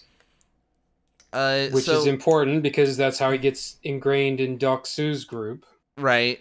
I'm trying to remember how were they distinguishing like what bodies were good? Because if it was based on whether or not it they didn't were matter. It was just bodies that weren't fucking demolished. Like they literally got people who were like headshotted, perfectly like deformed. They would mark the body, be like, "Oh, this is a perfectly body. This probably got all of his body parts intact." Mm-hmm. But like the first game, they even bring it up. The first game, it's like, dude, they were all shot with sniper rifles, like, and like double tap most of the time. So pretty much all of their internals were like fucked. Yeah, But, he said that most of the bodies from that game were useless. Yeah. And then there's the fucking reveal that's like, oh, he had sex with the body. It's like, oh, it's like, dude, wow. And then the thing of down on all how fucking shitty you are. of all things that should have gotten Detective Man caught, what had happened with the zombie, immediately everybody should have just like swarmed him because it was like you were there.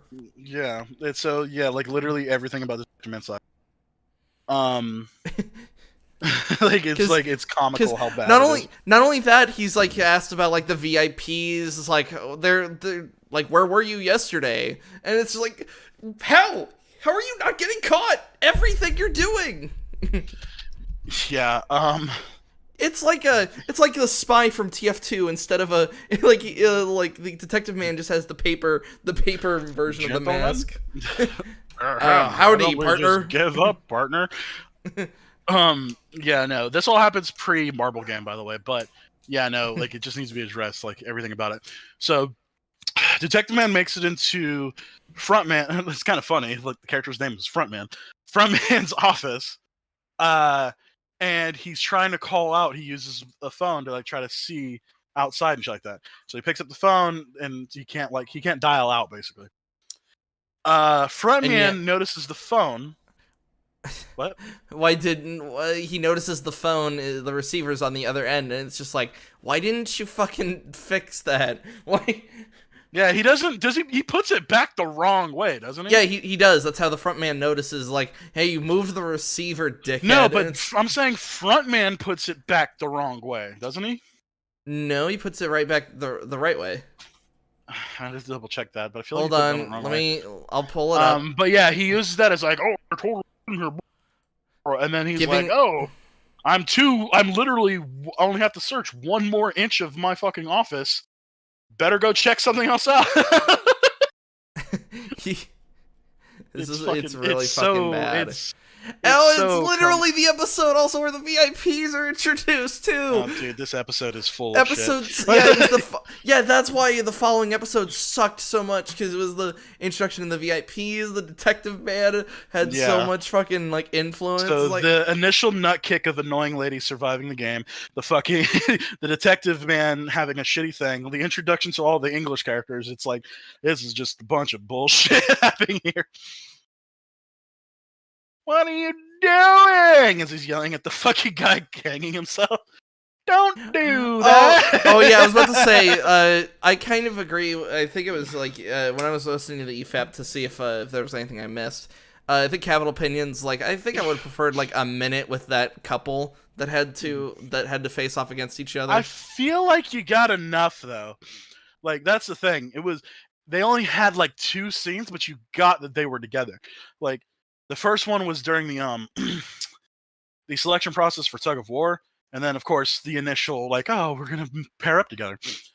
And yeah, like you don't really need it because like you only get like a couple shots, and it's like that's all you need. That's all you need for them to realize that he's like fucked up mentally. Yeah, and then yeah. he hangs himself because he can't imagine deal with living on. And that makes the VIP very angry. He's like, "Oh, come on, 69, beautiful number." they're wearing animal masks, they didn't even laugh like properly. It was weird. They're also wearing animal masks that I was thinking was like gonna be like more important. It ended up just not being. Yeah, it's just anonymity. It's literally everybody behind the scenes is wearing masks. Yeah, I thought the animal would have meant something. Oh yeah, maybe like kind of like representing things, and it's just whatever. They're wearing masks. What fucking? I don't remember anything else about that episode. Oh yeah, he then takes out a third person, which all right, like we're just knocking them all out, and then he puts his fucking phone in his receiver and like walking around like recording. Hold on, the server man who rounds a corner, he's pointing a gun and it's like, I'm sorry, are none of you gonna make a noise? Like no, guy waiter. Well, hang on, they're not allowed to make noises being talked to, so get fucked. That's just such a stupid system. You can't talk. What about if an intruder who's somebody who's not supposed to be?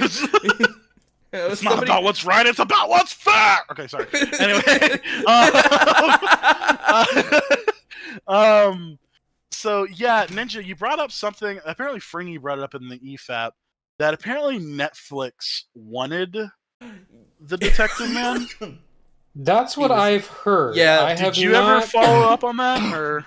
I have not been able to find anything that confirms that, but I mean, you know how Netflix is; they keep a lot of that kind of shit close to their chest. So it's hard to say. I'm throwing the cover up. I can look it up as well. Squid. But according to what Fringy said, they basically were wanting to include the cop plot as like, I don't know, I guess something to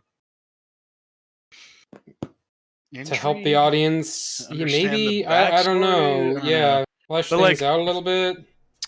I don't know. God damn it, the only thing I could find out was, ooh, did he die? And it's like, dude, if you don't fucking understand that they literally made him fall off a cliff. That I was going to say, which is like... see him die, it's like, oh, is he in Squeakle or not? Yeah, he's gonna be like he might. The thing is, a lot of people have been pushing out that the fucking detective story was shitty in the fucking thing. So they might just gives them the opportunity to be like, yeah, he's just gone. He's just dead. Fuck it, he got killed. Done. We don't need to focus on that. Cool beans. Thanks. Yeah, and I would be perfectly fine, like if that's what they decide to do. Honestly. Yeah, honestly. Because he was such a horrible part of the show. Definitely. Yeah, and if what Frankie said was true, where he was an add-on, it's like, yeah, please don't ever do that again. Now, I want to make a point though that we don't know that for a fact. Netflix is shitty, and it would make sense that they would fuck over their own fucking thing, but we don't know. Yeah, that's why I can't be conclusive, but that's what's going around is that plot was forced on the show. Or pushed heavily because of Netflix, like the people upstairs. Yes. Yeah, this is a massive if the rumor is true. Then why would he add this plot point here at the end of the game? No, sorry. At the end of the game, throwing it all away, throwing all the tents out of the way. 96. So anyway, gotta fuck the waiter. So, and it's like, oh, we have a preview for the next game. God, this is where the fucking title is. It's like, oh, it's like a bridge! I was gonna say, I'll fucking, I almost want to show the audience, like, yeah, I'll show it for like a split second. They fucking know, but yeah, like the dialogue is just so fucking candid and terrible. Fucking... yeah. They're looking at it, they're like, what the hell is this? It looks like a bridge. So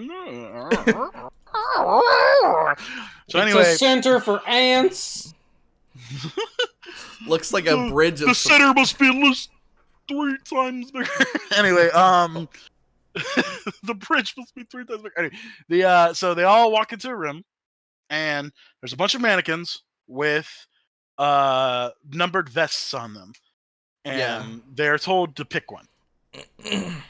Naturally, they're nobody not knows. told the significance of what They number are just means what. told to pick a number. They're 1 through 16, and yeah, they aren't told shit about it. Hold on. Actually, that's not entirely true. They do get a hint after most of the numbers have already been picked that the remaining numbers determine the order you will be playing it. Like, they do tell them that after the fact. No, they tell them after they've already picked the numbers, because that's brought Not up. all of them. No. Not all the numbers had been picked yet. Well, yeah, but they didn't. But the thing is, the number one, remember, because they walk into the room, they see the fucking bridge, and that's when number one turns to Square Man and goes, so does that mean the number he goes, the number that you pick will decide the order that you go. That's what's said. That's said directly by the fucking guy in the thing. No, you're wrong. That. Because all the middle numbers basically get picked. Yeah. Like right away. When they're in that room where all the numbers, vests, and mannequins are. And then everybody kind of freezes up because they can't decide whether they want to pick the low numbers or the high numbers. So it cuts back to the VIP room, and he's like, should we give them a hint? And he's like, yeah, fine, give them a hint. And all the VIPs basically agree that we can give them a hint. What was the hint? The hint is the number determines the order you will be playing in. However, it doesn't tell you what the game is. So they still don't know whether playing first or last is of benefit. So it's like a hint without actually making a difference. Mm-hmm. Okay, that's fair. And then that's why the guy's like, yeah, I want to go ahead and play. I'll take number one. But then when he gets into the bridge room and he actually figures out what the game is, that's when he realizes, oh, fuck, I made a huge mistake by picking number one. And then Square Man's like, yeah, you made a huge mistake picking number one. He's like, oh, fuck. Yeah. He's like, oh, you're kind of fucked, buddy. Yeah. Good luck. Because it's literally... and that's, I think, a big point of what we need to talk about with is, like, this is the first big game where it is literally... like RNG, like you're just it's the flip of a coin because 16 times.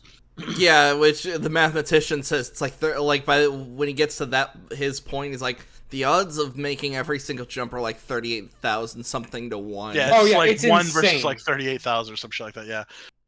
So yeah, it's fucked, and it's like this is weird, and a lot of people bring up the obvious elephant in the room. Why don't they walk on the middle parts? I would imagine that would constitute cheating. I would imagine that would constitute cheating. They'd probably it's weird that no one tried. Or they would probably get shot, or they would be warned not to do that ever again. Yeah, I wouldn't necessarily say it's weird that they didn't try, because the rules were very clearly laid out to them. Mm-hmm. And that would have been very obviously cheating. The game is very heavily monitored.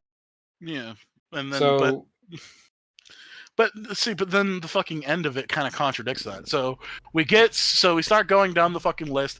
A lot of people are starting to freak out because they don't want to go. Some people are starting to forget which ones were right because people got multiple in a row right.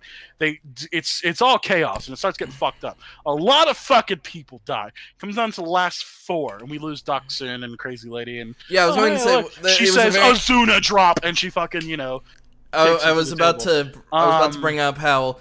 It's a nice payoff, but it is a little weird that Dachshund didn't lower himself. It's not even that. It's weird that she suddenly becomes essentially suicidal. Yeah. She's willing to just kill herself to get rid of him, and it's like that hasn't really been established. And it's like, did you write that in there to try to make us feel better about the bitch that everybody fucking hated? Because I feel like that's what you tried to do. So it's not gonna fucking work on me.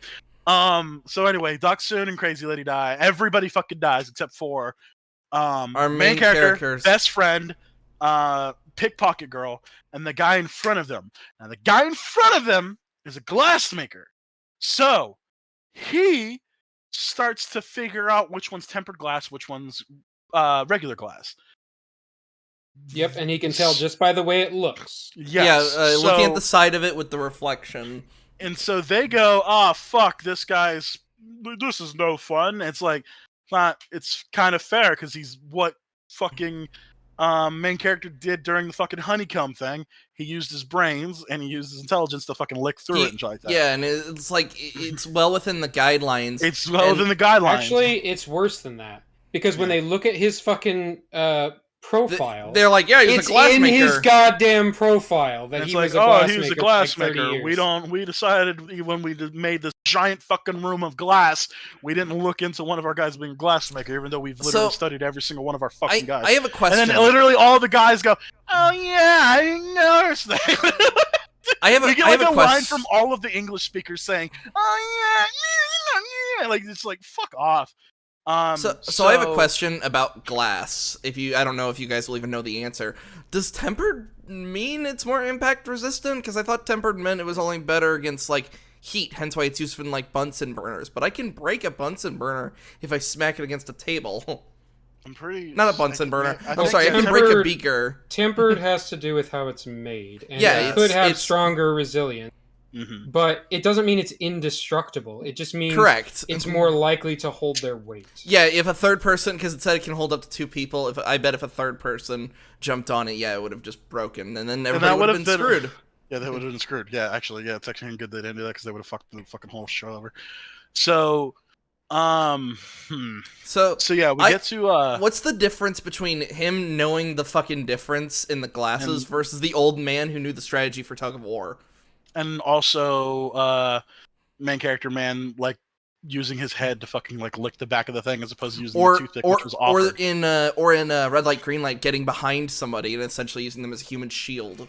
Well, that one's not really like that intuitive. It's just you're not in the fucking sensor. Well, yeah, it's still them using their brains essentially. Is more the point. So they decide to quote unquote make it fairer by when they get to the final panel of glass. They turn off all the lights, which is a big thing because that's the first time that they've massively fucked with the game. Yeah, it's horrible. It's like, oh, fuck them, I guess. And it's like, it felt really fucking shitty. And it's like, oh, it's just to make it more interesting. Woo! Well, and then even after that, the glass guy still kind of figures out a way to use his skills and his expertise by listening to the sound that it makes when something hits the glass. But he's only got one thing to throw. Mm-hmm. So he throws the marble, and he hears what one of the 2 panes sounds like, but he doesn't have another thing to throw to hear what the other pane would sound like. So he has nothing to compare it to. Mm-hmm. I thought that was going to be an integration.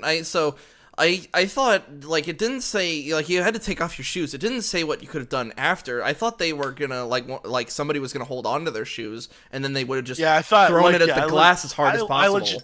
I legit thought main character man was gonna bounce back, then get his shoe, then bounce all the way back. But then, of course, they were out of time. Somebody, like, EFAP mentioned their zippers. I thought, just take your jacket off and then hold the zipper out and just smack the glass as hard as you can, because that should create a fine enough point. Yeah, but you have to keep in mind, by this point in the game, they've only got like a minute. They were down to a minute. They did not have time for any of that. Mm-hmm. Yeah. Which is why Song Woo does what he does. Yeah, he does what he does because he literally saves everybody behind him, which is main character man and pickpocket girl. Yeah, yes, but then once they get across and they're like, time's up. Yeah, time's up. Instead of, shooting everybody on the glass or like making them think, they do this big, huge, hold on, I'll just show. Slow motion, loud as fuck. Musical. Let me show the it's audience. Weird because it's like the build-up of like a rock song, so it's like completely like out of left field music wise. Like everything about the end of the fucking bridge thing sucks straight up. Like it's weird. Yeah, it's a really horrible sort of sequence just in general. And the only reason they do it is so homegirl can die. All right, that's the fucked up thing. All right, so audience, so the timer is now up. They know, fuck it, whatever. The fucking explosions. So we move on from that, and like I said, the whole payoff is literally okay. So we bit it off. We'll put on your suits, and we show fucking homegirl, and she's got pulling out a giant fucking football-sized piece of glass in her stomach. Yeah, that's deep enough. Huge. That's deep enough that it probably hit a lot of stuff. How is that? I don't even understand how that's quote unquote even fair, because it's like, oh great, now we've got somebody that can't even participate in the next fucking game. Well, she could have theoretically participated. Yeah, she could have if she survived. But the fucking Sungwoo killed her, because he was scared that she was going to she vote was to gonna stop fucking the vote to games. stop the game, yeah. That's his explanation for why he killed her. Yeah.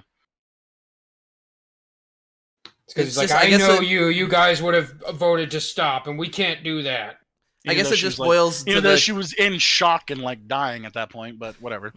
Yeah, do we want to talk about the moment before she died between her? Because I think that needs to be brought up. She keeps asking him over and over again, promise me you will go and get my brother. Promise me. He won't fucking do it. Yeah. That is yeah, fucked. and then before that, he gets on fucking Sungwoo's case. Oh, how dare you fucking, trick an old man. I mean, wait, that's what I did. How dare you throw a guy to save our lives, you piece of shit.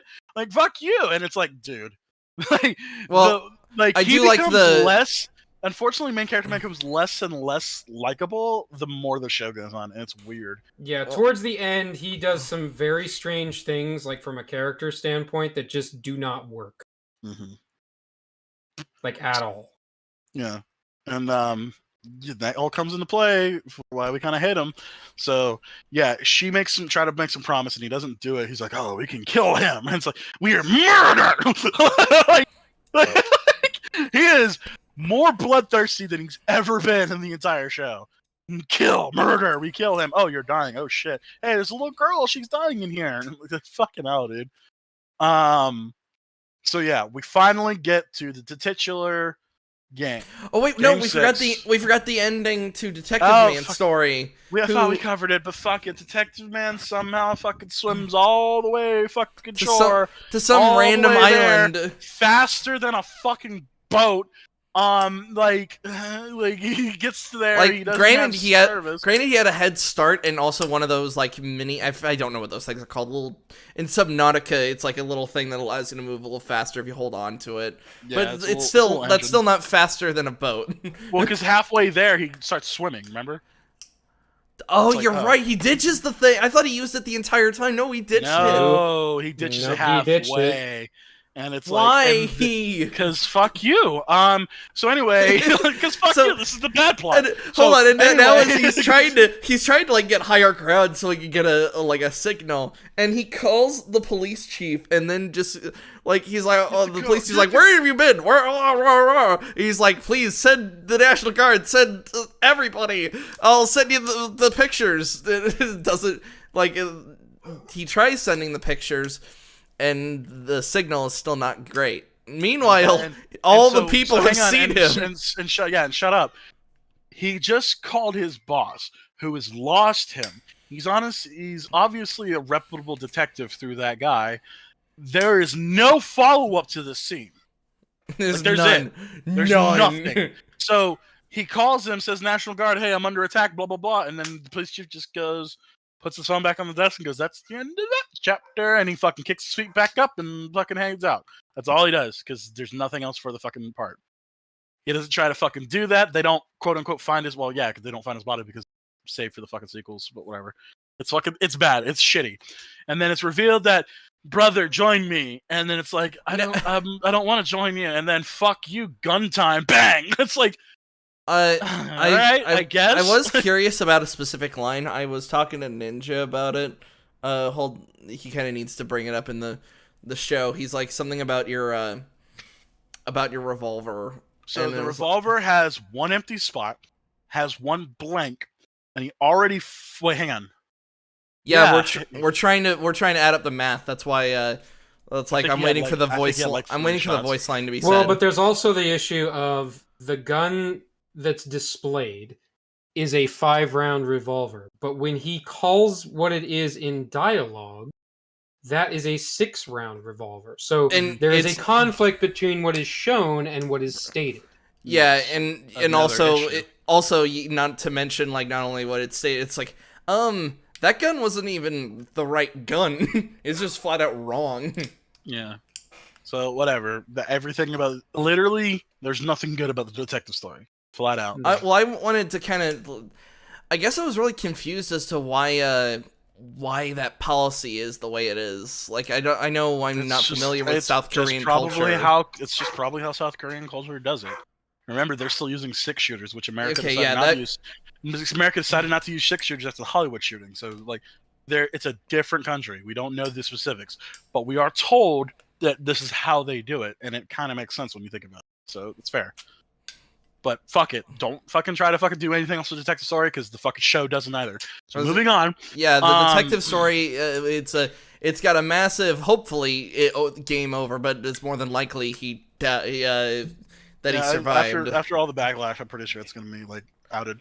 So anyway, we get back. We finally get to Game 6, Squid Game.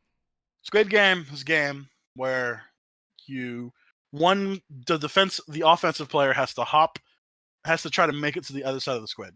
First, they have to hop around the edges and then cross the middle of the squid. Once they hop around that, they can finally use 2 legs. But it's weird how that's pretty much the only. I mean, like, it is technically within the rules that they are fighting, and obviously kids wouldn't beat the shit out of each other with knives and shit like that. But yeah, I wouldn't say it's an excuse, but it's a way we can get the main character and basically the main antagonist to beat the shit out of each other.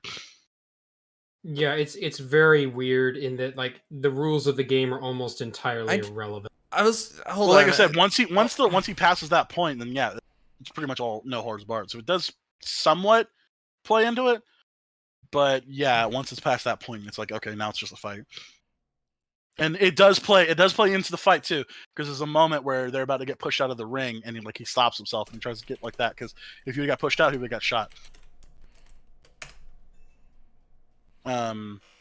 Yeah, it's a pretty okay fight. I don't really remember anything wrong with it, besides literally all the English fucking cutaways. Gihan gets stabbed in the leg. I'd need to look at specifically the location, and the stomach. Yeah, stabbed in the stomach. He gets stabbed in a lot of spots. That I'm like, those are some pretty big blood vessels in that area. I'm pretty sure though, at that point, they actually care about the winner. They don't really care about any of the people playing.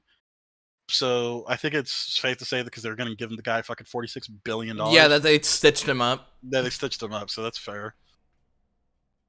Yeah, and it is towards the end of the fight, which I'll give him that much. But yeah, what do you think, Slayer? Out of like all of the crazy shit that happened in that last fight, The whole brother thing. Yeah. That is the most K-drama. Yeah, they're not brothers. I thought they were brothers too, but they're not. The brotherly love, fucking childhood friend, dude. We grew up together, kind of. See, I think that's what fucking both me now and Max earlier up is the fact they grew up together and that's their bond. Mm-hmm. And so yeah, even though they are not brothers, they were friends when they were younger, and as they got older, Gihan kind of did him a solid by bringing him to fucking college. But other than that, it's like they're just very old, close acquaintances. Mm-hmm. But even still, that is still fucking significant. Yeah, I will there's say, guys I grew up with who I haven't seen in years. But if we were in a fucking Squid Game together, that'd be fucking heartbreaking, you know? Yeah. What do you think about the fight itself, though? Like the actual like choreography and shit like that?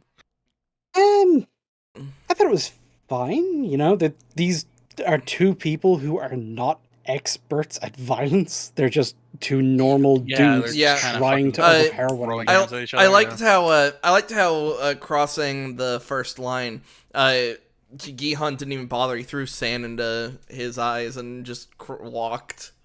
I mean, homie had a knife. I feel like sand's not that big of a fucking like jump in what you can use. Well, though, also main character. I thought he was just. I thought he was. I thought this whole time he was going into like badass mode, and he's like, "I'm not even gonna fight you. I'm just gonna win the game." And then they engaged in a fight in the second part. Mm-hmm. So yeah, they fight. Gihan is able to overcome him despite getting his ass whooped, and getting stabbed twice. But he's able to overcome him, and he beats him, and then right before he has the ability to win, and this is the fucking thing we've been memeing about this entire time, he's like, it doesn't have to be this way. We can vote for it to stop. And then that's where, oh, he's throwing it away at the very end of the game. It's like, oh yeah, Like, okay. yeah, thanks guys. We figured that one out for ourselves. Good What? contribution though. Yeah, What? they're so important. It's How raining could we go through those episodes without their help? because Like, episode 6 was so confusing and messy without them telling me what the people had just done. yeah, well, it's bigger, a lot bigger. Rich France. They do a little bit of the cliches, like stabs knife next to you, like I will not kill you. Yeah, that is then- fucking. Like, I hate that trope so much. Like, I feel like the stronger one is not even like going to stab. I feel like it's just dropping it. But it's I think I'm a little bit more soured on that. Because, yeah, it's a trope, it's a cliche, but it's like a piece of visual language that we all understand very well. It's just a visual representation of how close he came to fucking killing you. It's like literal inches away. But when we see that happen after the scene with the detective and join me, together we can rule the Squid Island together as brother and brother. It's like that shit. That is the most K-drama, cheap soap bullshit. So it makes everything else that is even remotely tropey or cliche or anything like that, you're soured on it, you're turned off of it, and you're very sensitive to it. So, oof. It's infecting the A-plot. Yeah, and then once again the VIPs aren't fucking helping. He's gonna throw it all away. See, in a show where it was good for reasons not so emotionally fucking heart-wrenching, if it was just good because the show had a lot of really good action, or we really like, kind of classic shonen, we just like the protagonist, and here comes the shit postcast. It's like, we would love them. We'd think they're fucking hilarious. We would still think they're awful. Nobody should ever have written a character like that, but it would have been enjoyable, entertaining even. But in this, where the reason we're so invested is it's just playing on those fucking heartstrings, to have something unintentionally funny is a huge no-no. You don't want to do that. Wyatt, ready up. What are you talking about? Oh, I The have the Americans. show on. I have the show Oh, on the screen. Americans. Let me pause that. We'll switch back. So, over. yeah, real quick, also, sir, what's your thoughts on Detective Man's ending? You weren't here when we covered it, but I feel like it's a very significant thing, so I just wanted to get your input on that. Yeah, I was worried. think I was I worried kinda we were just talking covered about it. so much. I was like, "Fuck, we're like talking about so much when Slayer wasn't even here." I mean, I feel like a lot of the complaints that get Detective Man are also the complaints that get levied at like the VIPs for the A plot. Yes. Like, it's just really shitty writing. It's just really shitty, like, overall quality, and that's where you start to see the show's quality falter quite a bit. And then, just the character assassination began. Well, we'll get there. So finally, we get to the very end of the Squid Game. It's all over. It's all said and done. Homie is like fucked up. He's like not in a great place mentally. And, he asks, "Who are you people?" And he's gassed one more time before fucking waking up with a credit card in his mouth. But all right, praise Jesus. I don't know if that is possible, but I feel like that's hard to do. But whatever. Don't you know credit cards are so easy to just shove into people's in mouths. your fucking mouth. You'll be fine. So yeah. So this is kind of where the writing for the A plot really starts to die. So, well, I wouldn't say here. Like, we get it. He's changed. He's fucked up. He's just went through probably the worst thing ever possibly imaginable. He gets home and his fucking mom's dead, and it's because she legit, one of the it legit fucking hurt. Like that fucking sucked. Like really fucking felt for that fucking. as soon as we one of the main reasons he was so willing Adamant. to go back. And was because his mom just, had diabetes and needed Yeah, like and she the was- fucking surgery. Yeah, and she's Mhm. just gone. And so it's like everything that he had was pretty much thrown away. And I can understand some of his disconnection to humanity in a way. So I'll give it a little bit of that. But A year so you weren't passes. here. A year passes. He doesn't do anything for his daughter. He doesn't do anything for Pickpocket Lady's brother. Well, that's not true. He sets the brother up with a life and like a huge fucking Not suitcase. hold of on. cash. No. That was not No. talking. We're not Not talking yet. about that for a yet. full fucking year, he doesn't. Yeah, we're talking about at that moment. At that moment, he hasn't touched his money. That's why he's like in that spot. And then he's like reached out. I really love the fucking pitch meeting of this because it's like, you mean to tell me they tried to reach him because he wasn't using any money? It made him spend money. It's like, Yeah, that's literally the opposite of what a bank would want. well, no. Although, I'm talking to about, be I'm talking fair, about, when the I'm bank talking does about, call him in, it's about investing it. So, yeah, well, that's fine. I'm talking about the Squid Game people. They reach out to Oh. him because he hasn't spent any money. But Yeah, to they get his have no attention, reason to care. to get his attention, they make him spend money. So it's like, huh. It's like- Yeah, it's a what would little- happen? What would have happened if he hadn't bought the fucking rose? Yeah, if he didn't have any fucking money on him. Hold which- on, the rose isn't how he gets to Yes, the it bank. Yes, no, it it's not is. how he gets to the No, bank. not the bank. It's not how he but- gets. It's not how he gets to the bank. It's how the fucking guys reach out to him. Did the only way- Oldman reach out to him because of the not spending, or Yes, was it yes, just it's to talk to the specific. winner? No, Well, it was specifically, specifically to he talk said to you him didn't because he- spend any of the money. Why? What's going on? Yeah, but like See, I said, in my head, Oldman reached out because it was just the only friend he made in the game. yeah, I didn't actually connect it to the money thing. I knew the bank reached him because of the money thing. They wanted him to invest it since it was just sitting there. But Yeah. Oldman, I didn't know if he cared or not. He Yeah. kind of cared. It's really fucking weird. Also, yeah, miss an obvious fucking trick when they're both in there watching the guy. Is like, the rules of the bet are, I bet no one will help him before midnight. And then Gihan is just standing there at the window. It's like, wow, that's an awful bet to make. Continues to stand at window. I was going to say, Oldman leans in. I repeat, I bet that no one with an excessive amount of money and many resources at their disposal to make that man's life better will do anything to help him before like a fucking hour from now. Oh And yeah. Gihan's So, just looking at the window is like, no, yeah, I get it. I get the bet. It's like, yeah, I fucking hate that you keep making bets with people's lives. That's awful.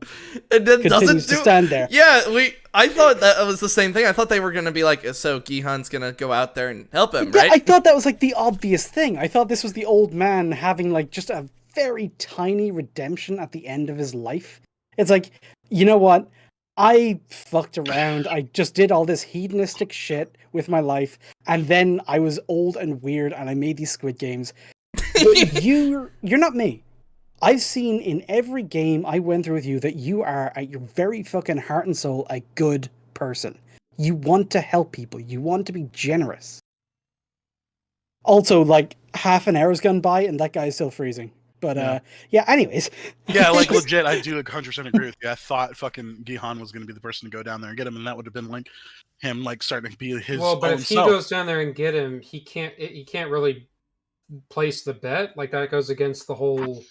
At that point, it wouldn't really be fair. But the thing is, it wouldn't There was matter. It what would other be is saying fair. no, but the thing What is, other no, rules it'd be were in that Gihan bet? saying "fuck your goddamn game." I'm gonna go help that man. Right. But He would have even- had to basically say, "I'm not betting." Mm-hmm. Yeah, it was like I'm. But gonna even bet that on- is also, like, the obvious thing. That's, like, another way you could take that. Or you could just go Squid Game and interpret the rules as literally as possible and just...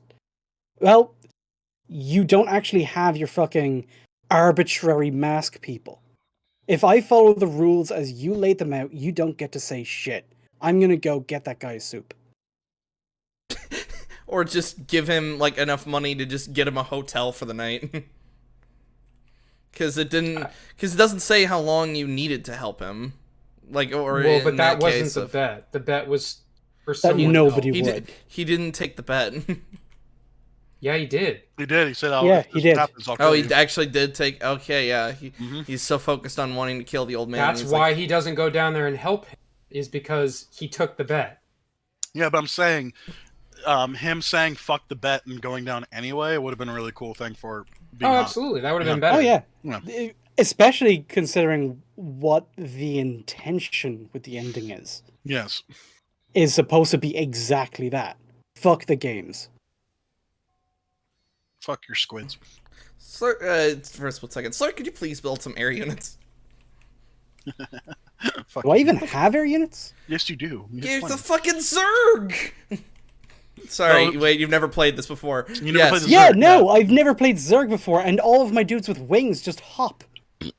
Well, 'cause, I mean, to be fair, if you don't know anything about StarCraft, yeah, that's a fair assessment. Yeah, that's why I just went, wait, Kind of wait. fair, actually. That's why I was like, no, I actually can't give him shit for this. He has never played this before, so he has no idea what a Zerg even is. Also, Ninja, they haven't built air The units. Build all air discount units. I know some things.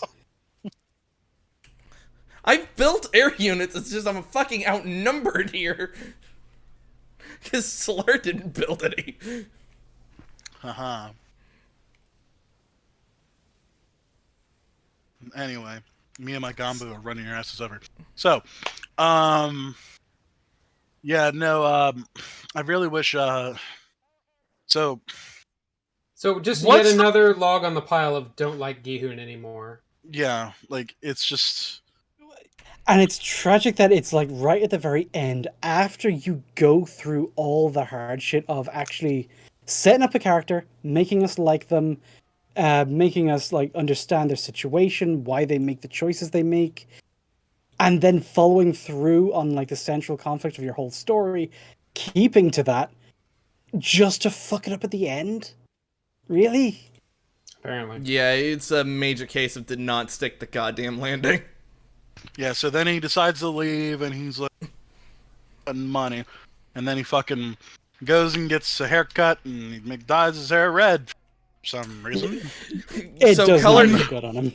colored It hair, I doesn't. guess, is just a different thing. It makes in him look like other Ronald countries. McFucking Donald. Hey, It's dude, weird. like, it should have been like, it looks like pink. It doesn't even look red. He looks like he's having a midlife fucking crisis. He's I mean, to be way fair, too he old kinda- to be having. he kinda is. fucking is, to be fair.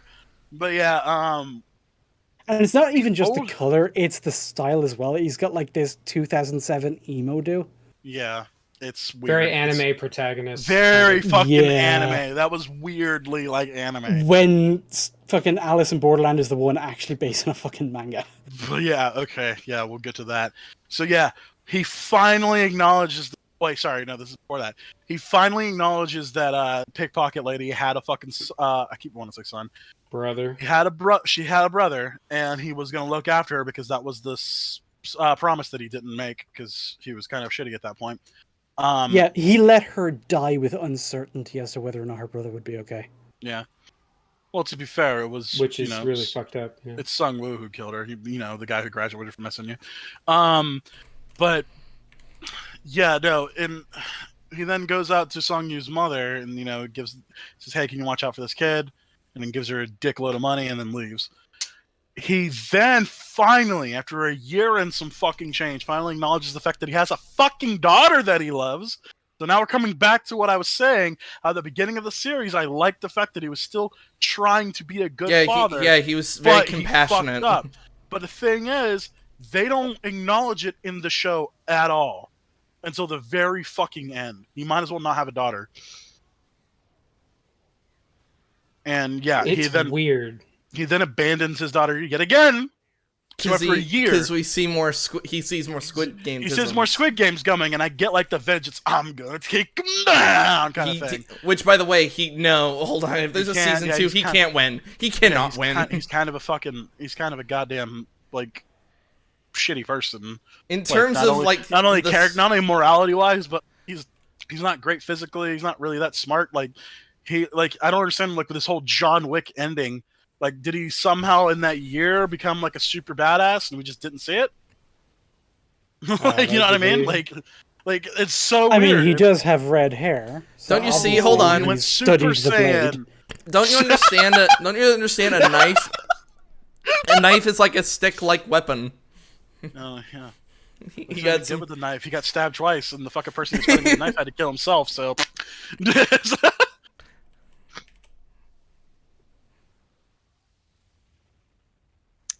yeah, no, I don't like the ending. It's weird. I really think fucking don't.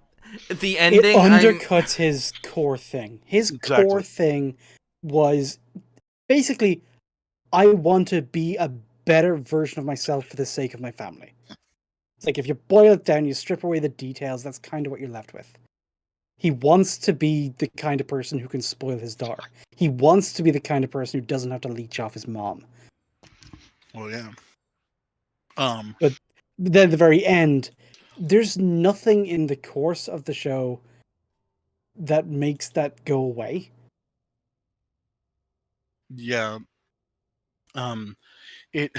It's like I said, like what you said at the very beginning of this, it just leaves a bad taste in your mouth for the whole fucking series. It's like, and like that and the detective plot all happening at the same time. Like, I can't give this a high ranking because I can't give this a high rating because of all that shit.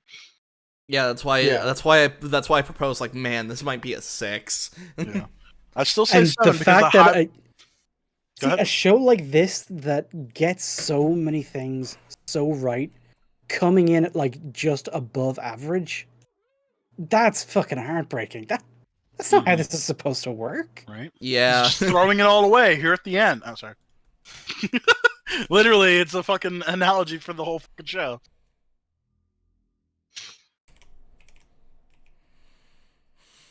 It's fucking heartbreaking in the sense is. of like why did you fucking end it like this? You were so good. Why did you fuck it up? And to be fair, it's like it had been making big mistakes throughout. It's very easy to forget the fucking detective plot. Well, it's because we burn it out of our collective fucking memories by that point. We're just like, no, that Definitely didn't much so. happen. Yep. Well, even without that, it's just on my own. Like, first thing we fucking did when we went live, it's like, Star, what did you think? And in my head, I'm running through, it's like, okay, the show's high points, it starts really fucking strong, its midpoint is fucking god tier, and it ends on a bit of a flop. And there are like some problems with some of the games. I have my own issue with the premise of the first game, and the premise that brings them back is not how the rest of the games work. I don't like that. And all of that was going through my head. I literally did not even think of the detective. Were you here when we were talking about stepping stones? I heard it while I was downstairs cooking. Do you have any input on that? Because The- I hated the shit out of stepping the stones. glass guy. Stepping stone. The glass guy, if I was being very generous to the show, I can kind of get it because it's different in the way it changes the game. So, if in the honeycomb one, you see one person doing the licking thing and everybody starts copying them, that would be analogous if everybody had their own bridge. If everybody was on a bridge, like there was only 5 people left, they're each on a bridge of glass planes, and they have to guess them. But one guy figures out that if you get on your fucking belly and you look real close, you might be able to tell from the refraction which is which. And then everybody copies that. Then it would be analogous to Honeycomb game. Exactly. But the fact that one person figuring it out means that the game itself is redundant and over and done, then I can kind of justify turning the lights off. Because the whole point is that people have to guess, and not everyone's going to make it. Or the probability is super fucking low. But what about the fact that the old man had strategies during Tug of War? That's the reason that they succeeded. Well, that's a strategy, and he only got his own team through. They're not a team in the glass game. They're going against each other. The whole tactic of the game is to try and get people to go before you. But don't be last. Or you'll be caught in the slow-mo explosion and get a cut on your left cheek like everybody else. Except if you're the unless you're a fucking like main character lady. At that point. Unless you're a disposable character at that point, then of course you get a football-sized fucking piece of glass stuck in your goddamn stomach. Like it's comical how fucking big that shit is. It is ridiculous. Sorry, you have Nyx. Uh, Thank you. Yeah, no, it's got a lot of issues with it. I'm not gonna lie. It's an insane amount of issues. And then once again, combine that with the VIP thing. It's like, what? It's bigger. see, when they first come in, they feel so out of place in how badly they're written. But then you start taking a closer look at some of the other things that aren't quite right, and you can start to see how they got to that place. I feel like the people who wrote the A plot and the B plot were absolutely different fucking people. Almost as if different people who were given different instructions. Almost as And the one's a way the Netflix Americans exec. were written, it goes right back to the K-pop thing. You said they were speaking English in both, which means they had to speak English that they thought that the Korean audience, who probably haven't like actually studied English since they were in school, they would have to be able to understand it. So they have to speak very loudly, clearly, and simply. But their dialogue didn't have to be that much fucking AIDS. Come on. Yeah, it's like, writing's not an easy thing to do, but it certainly ain't that hard. And if it was just a delivery thing, then, I don't know, maybe hire better people. Oh yeah, the actors themselves, I'm sure they tried with what they were given, but Jesus Christ. It's like you compare any moment with the VIPs to the moment where Gihan reconciles with himself against his own morals to like manipulate another man's fucking dementia to survive. It's like that's a fucking career maker of a scene. That man can fucking act. But look at what he's up against. Everybody in that VIP room makes Gihan look worse for being next to them. You're kind of right. It's like, oh yeah, it's not good. Definitely not. So yeah, that's Squid Game. Now, main reason why we wanted to do is because there's the Borderland-sized elephant in the room. How does this hold up to Alice in Borderland? And why the fuck is this so popular? When Alice in Borderland got literally nothing. I think just the popularity of K-dramas in general might have something to do with it. Like Korean live action TV is quite popular in the West, whereas Japanese live action stuff not so much. Like the stuff that gets exported to the West is generally the animate stuff, the anime studios. Yeah. Because there's already a market for it. Whereas live action TV, people tend to think it's made more for the Japanese audience. Most people either don't know about it, have no way of hearing about it, don't really care about it, whatever. So I think that might have something to do with it. But then you have them both on Netflix. And Squid Game got popular mainly through word of mouth. I don't know who it was or what. Yeah, I want to know who started the fucking really trend. Jump-started it, but Alice in Borderland never really seemed to have that. Anybody who I've heard of that has seen it thinks it's great, but you don't really have that like mainstream fucking. Oh, everybody's checking out this show right now. It's so hot right now. The hype train. Exactly. It's momentum. Like, I do think Alice in Borderland does have some momentum. Because people have heard of it, or have at least seen of it. Or you ask people, they'll say, actually, yeah, I have heard that's pretty good. I haven't been so lucky on that part, because I have asked, like, anyone who I've talked to is like, hey, have you heard about Alice in Borderland? And I keep getting constant no's. Yeah, literally in my comments, like under like me finishing Squid Games, every fucking comment, I always fucking said, "Hey, check out Borderland." It's like, dude, nobody knows what the fuck it is. Yeah, weird. Literally never heard of it. Most people never heard of it, which is odd because neither one was heavily advertised or marketed. Yeah, and they're both similar budget. Yeah. That's why I keep thinking, like, did Squid Game just get lucky?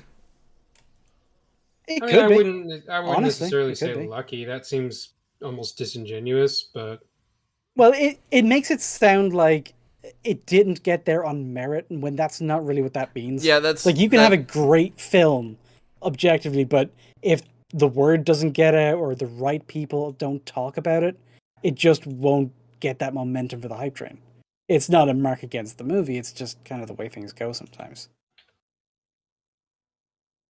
It's like which actors become the next hot thing in Hollywood has everything to do with who just happens to get discovered.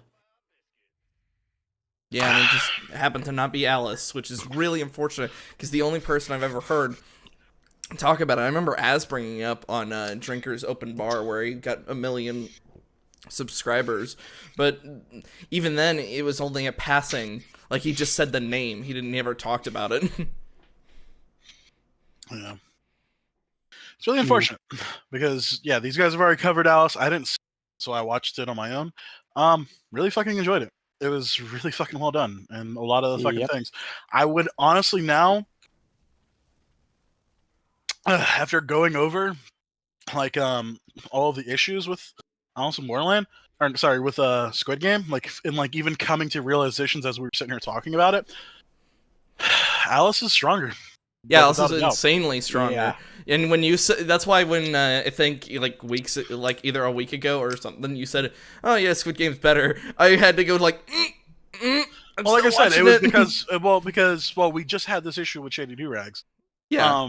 Shady Do-Rags admitted straight up that he didn't really want to give the show a 10 out of 10 with Arcane because he just watched it and the hype was still there. So hype does kind of play into this shit, because after I've had enough time to like separate myself from watching it and like really think about it, especially talking it out with you guys, yeah, like it kind of doesn't really hold up that well. Yeah, Not as well. And I do want to address the comparison really quickly because we're comparing them and they are comparable because they are both operating on a very similar premise. They're both death game shows, but the tone, the general kind of vibe, and the kind of the moral messaging that it kind of shoots for, completely different. It's like these two very different shows. If it weren't for the death game comparison, I wouldn't ever put them next to each other. Yeah. It's like Alice in Borderland is a lot more of a game than a death game, and then Squid Game is a lot more death than game. Yes. Like that's the thing. Like Alice and Gihan, like Alice is like really smart. Like, yeah, Arisu is pretty smart, and but he's a tiny bit gullible. Hence why he was. I'm trying to remember who's the really chill dude we were talking about, Slayer, the one you really attached to. Cheshire. Oh, Ghostman. Yeah, Cheshire. Yeah. No, Max's imagination of Slur.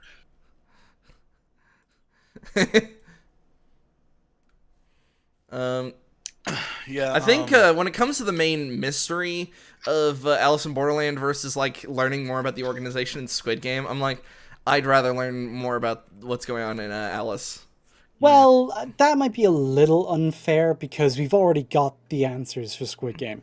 Yes. But we don't with Most Borderlands. of Like, them. Borderlands still has every opportunity to disappoint. Yes, that's Yeah. why I'm Every like really opportunity. worried. That's why I'm actually more like I'm excited yet also cautious about season 2. It was aliens the whole time. Oh, if they do something like that, I'd be just as pissed and be like, "Oh, fuck this." It kind of has to. Like, it's either fucking divine intervention or fucking supernatural forces or something. Well, we I did was kind gonna- of talk about this a little bit when we went over the show ourselves, but see, and I even went on like a whole fucking thing. It's like, okay, when this person disappears, we actually see he gets into a car and he opens up like a shopping bag, and we could see like the food in the bag is rotted, which means like wherever this is, it came with them. There's time past where that food was just sitting there and nobody touched it. So either the people left or this is a replication and just the area around the people comes with them is like copy and pasted into this world. Yeah, or something. It's like it's it's magic, got all these dude. details, and if It's it like- gives an explanation that doesn't pay those off, Yeah. it's gonna be like the remember your Snoke theory sucks. It's like, oh, you're just gonna be mad if your theory didn't turn out to be right. It's like, no, No, I'm it gonna just be is angry shitty. if all of the details that you gave us to work out the central mystery of the story you were telling end up being meaningless and subbed in for some Deus Ex bullshit. It's because you're a fucking hack. That's And offloading that onto the audience is not something I think anyone outside of Hollywood actually does. Not really. Not unless they're delusional. But it would be very annoying. Because you want it to pay off. When it is explained, you want to have that moment of like, oh fuck. So that's why the thing was in the thing with the fucking yoke. Thing though. Yeah, The you're just like, yo. Yeah, and you want that, and especially if you have been paying attention. And this is kind of when I describe things that score above average, but then are also just really good beyond that. The difference between a 9 and a 10 is if you make something where the more I think about it after having seen it, the better it is, you are immediately in the fucking winner's circle. That's the fucking dream. That's what you shoot for. It's like you want something where the longer I spend theorizing and going over details, the more rewarded and satisfied I'm gonna be when it's all laid out. Fucking there's the movie I was shown in school to kind of hit this concept home was The Usual Suspects. Like that's a really fucking strong mystery movie. Just because the way it lays things out, and then when you do kind of get the reveal of who Kaiser Soze is, you can just see from the realization on like the main investigator's face as he's putting it together, like exactly how he pulled off the deception. And that's what makes it fucking work. That's what you want. And that's what I want for Alice in Borderland, and it's what Squid Game really didn't have. Squid Game had an explanation where you hear it and you're going back over, it's like, okay, so why was the thing? It's like, okay, yeah, I guess we can kind of reason that was because of the thing. Okay. It damages it As overall. Yeah, and now it becomes like, it's also underwhelming. Like, it's not about the idea, it's about the execution, sure. But when the idea itself is something like, I was old, rich, and bored, and that's why we kidnapped hundreds of people. Yeah, let's not like that. I mean, like it's like of the old man. It's just like we were just bored. It's like fucking really. Yeah, why don't you just move to Hollywood and summon demons like Alex Jones says? What's with all this squid shit? What do Why I are you gonna do? be weird? What do I do, Lord? I'm a human, and I'm coming. And I'm coming. I'll eat your ass. Fucking Alex Jones is a soundbite machine. I fucking hate it. I just now am just thinking about Alex Jones setting up the Squid Game. Alex Jones trying to just, before you even make it complicated, just have him explain like the Squid Game itself from the opening of the show. Oh my god, he wouldn't fucking understand. He would get halfway through the first rule and start talking about globalists. It's the globalists that are orchestrating the Squid Game.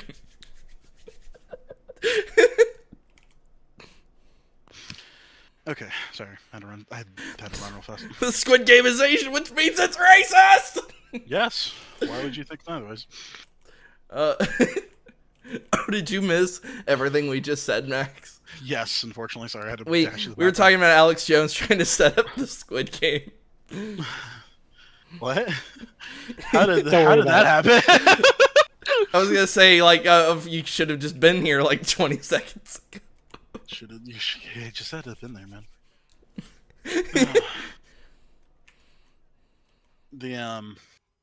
Yeah. So yeah, with time finally separated a little bit away from it, I would probably I'd have to agree. There is like I said, very fantastical elements in fucking Alice, and I don't know if they can actually justify it in any kind of like way that would be satisfying for me, but we'll have to see. We still have time. It depends. I have a couple of theories that, I mean, they're gonna be out there, but no more out there than I think what we've seen so far. I was just gonna go alternate dimension. Fuck it. Yeah, no, I don't like any of them because like it's See, like my thing is based on one throwaway line we've had already. Yeah, that was another throwaway line. We're kind of the alternate that's- dimension. Yeah, I it was thinking what, of something else. It's what one of Arisu's original friends said. It's like we could just be transported these like zombies, or he starts just naming things. Which not the best strategy, but you know. I mean, He's trying. I was gonna say he's trying. he's doing his best. Okay. He just got burned on his leg.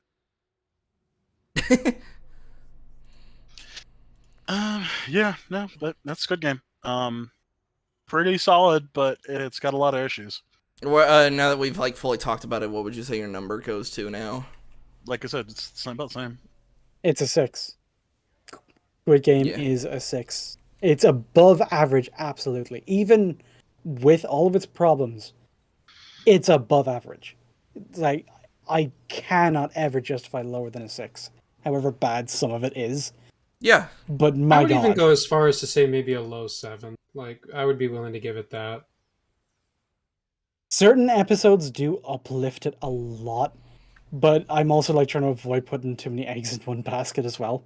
It's like, Right. if every episode was a 0, but episode 6 was an absolute undisputed fucking 10, then we would still just have to put it like, it's a below average show, but you should still watch it for the sake of this one episode. It's like, it wouldn't. There are limits to how much a show could be uplifted by one or two things being just super fucking good. Exactly.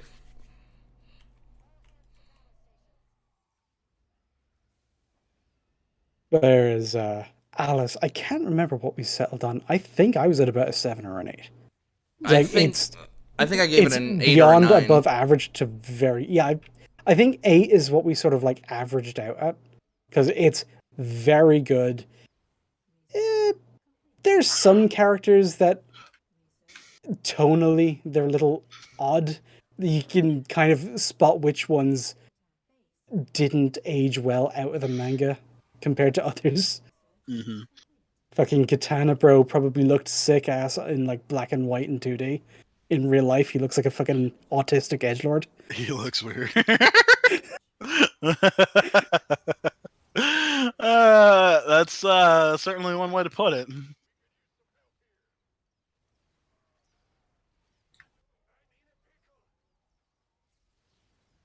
I think with that, unless there's because we're almost at like the 3-hour mark. Is there anything else anyone wants to chat about? We've kind of covered them both. If we want to go over a comparison, the games in Alice, I think, are just more consistent Yes. to the core premise of the show. Even the fact that, like, we get different kinds of games. Like, there are some kinds of games where everybody can make it out, and some kinds of games where everybody can't. But that is established for us as soon as we understand the games. Or as soon as the characters understand the games, because we learn it with them. So at first, it seems random. It's not really lining up. We don't quite get it.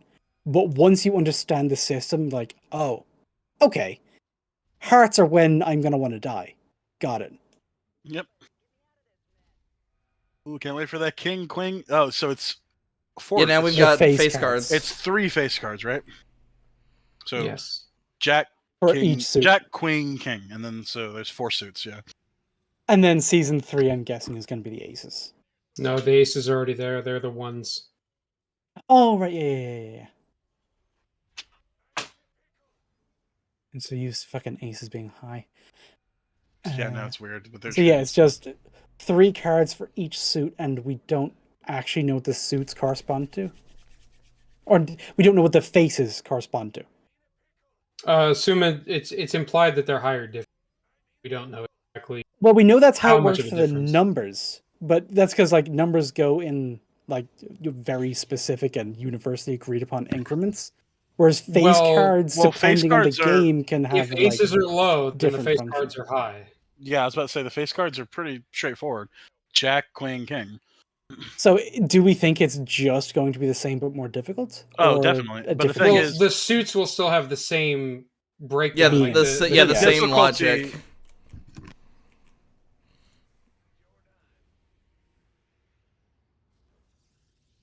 This, What were you gonna say, Max? You kind of cut out there. Yeah, sorry. Give me a second, guys. so I'm sure that the logic behind the symbols will still mean something. So I would hope so. I'm trying to remember what did each thing mean? Clubs was game of clubs. brains, right? This is Yeah. Spades, I think, was either physical or team. Diamond was whatever one the fucking spade wasn't, and then hearts was the hearts cards are the hearts cards. The less said, the better.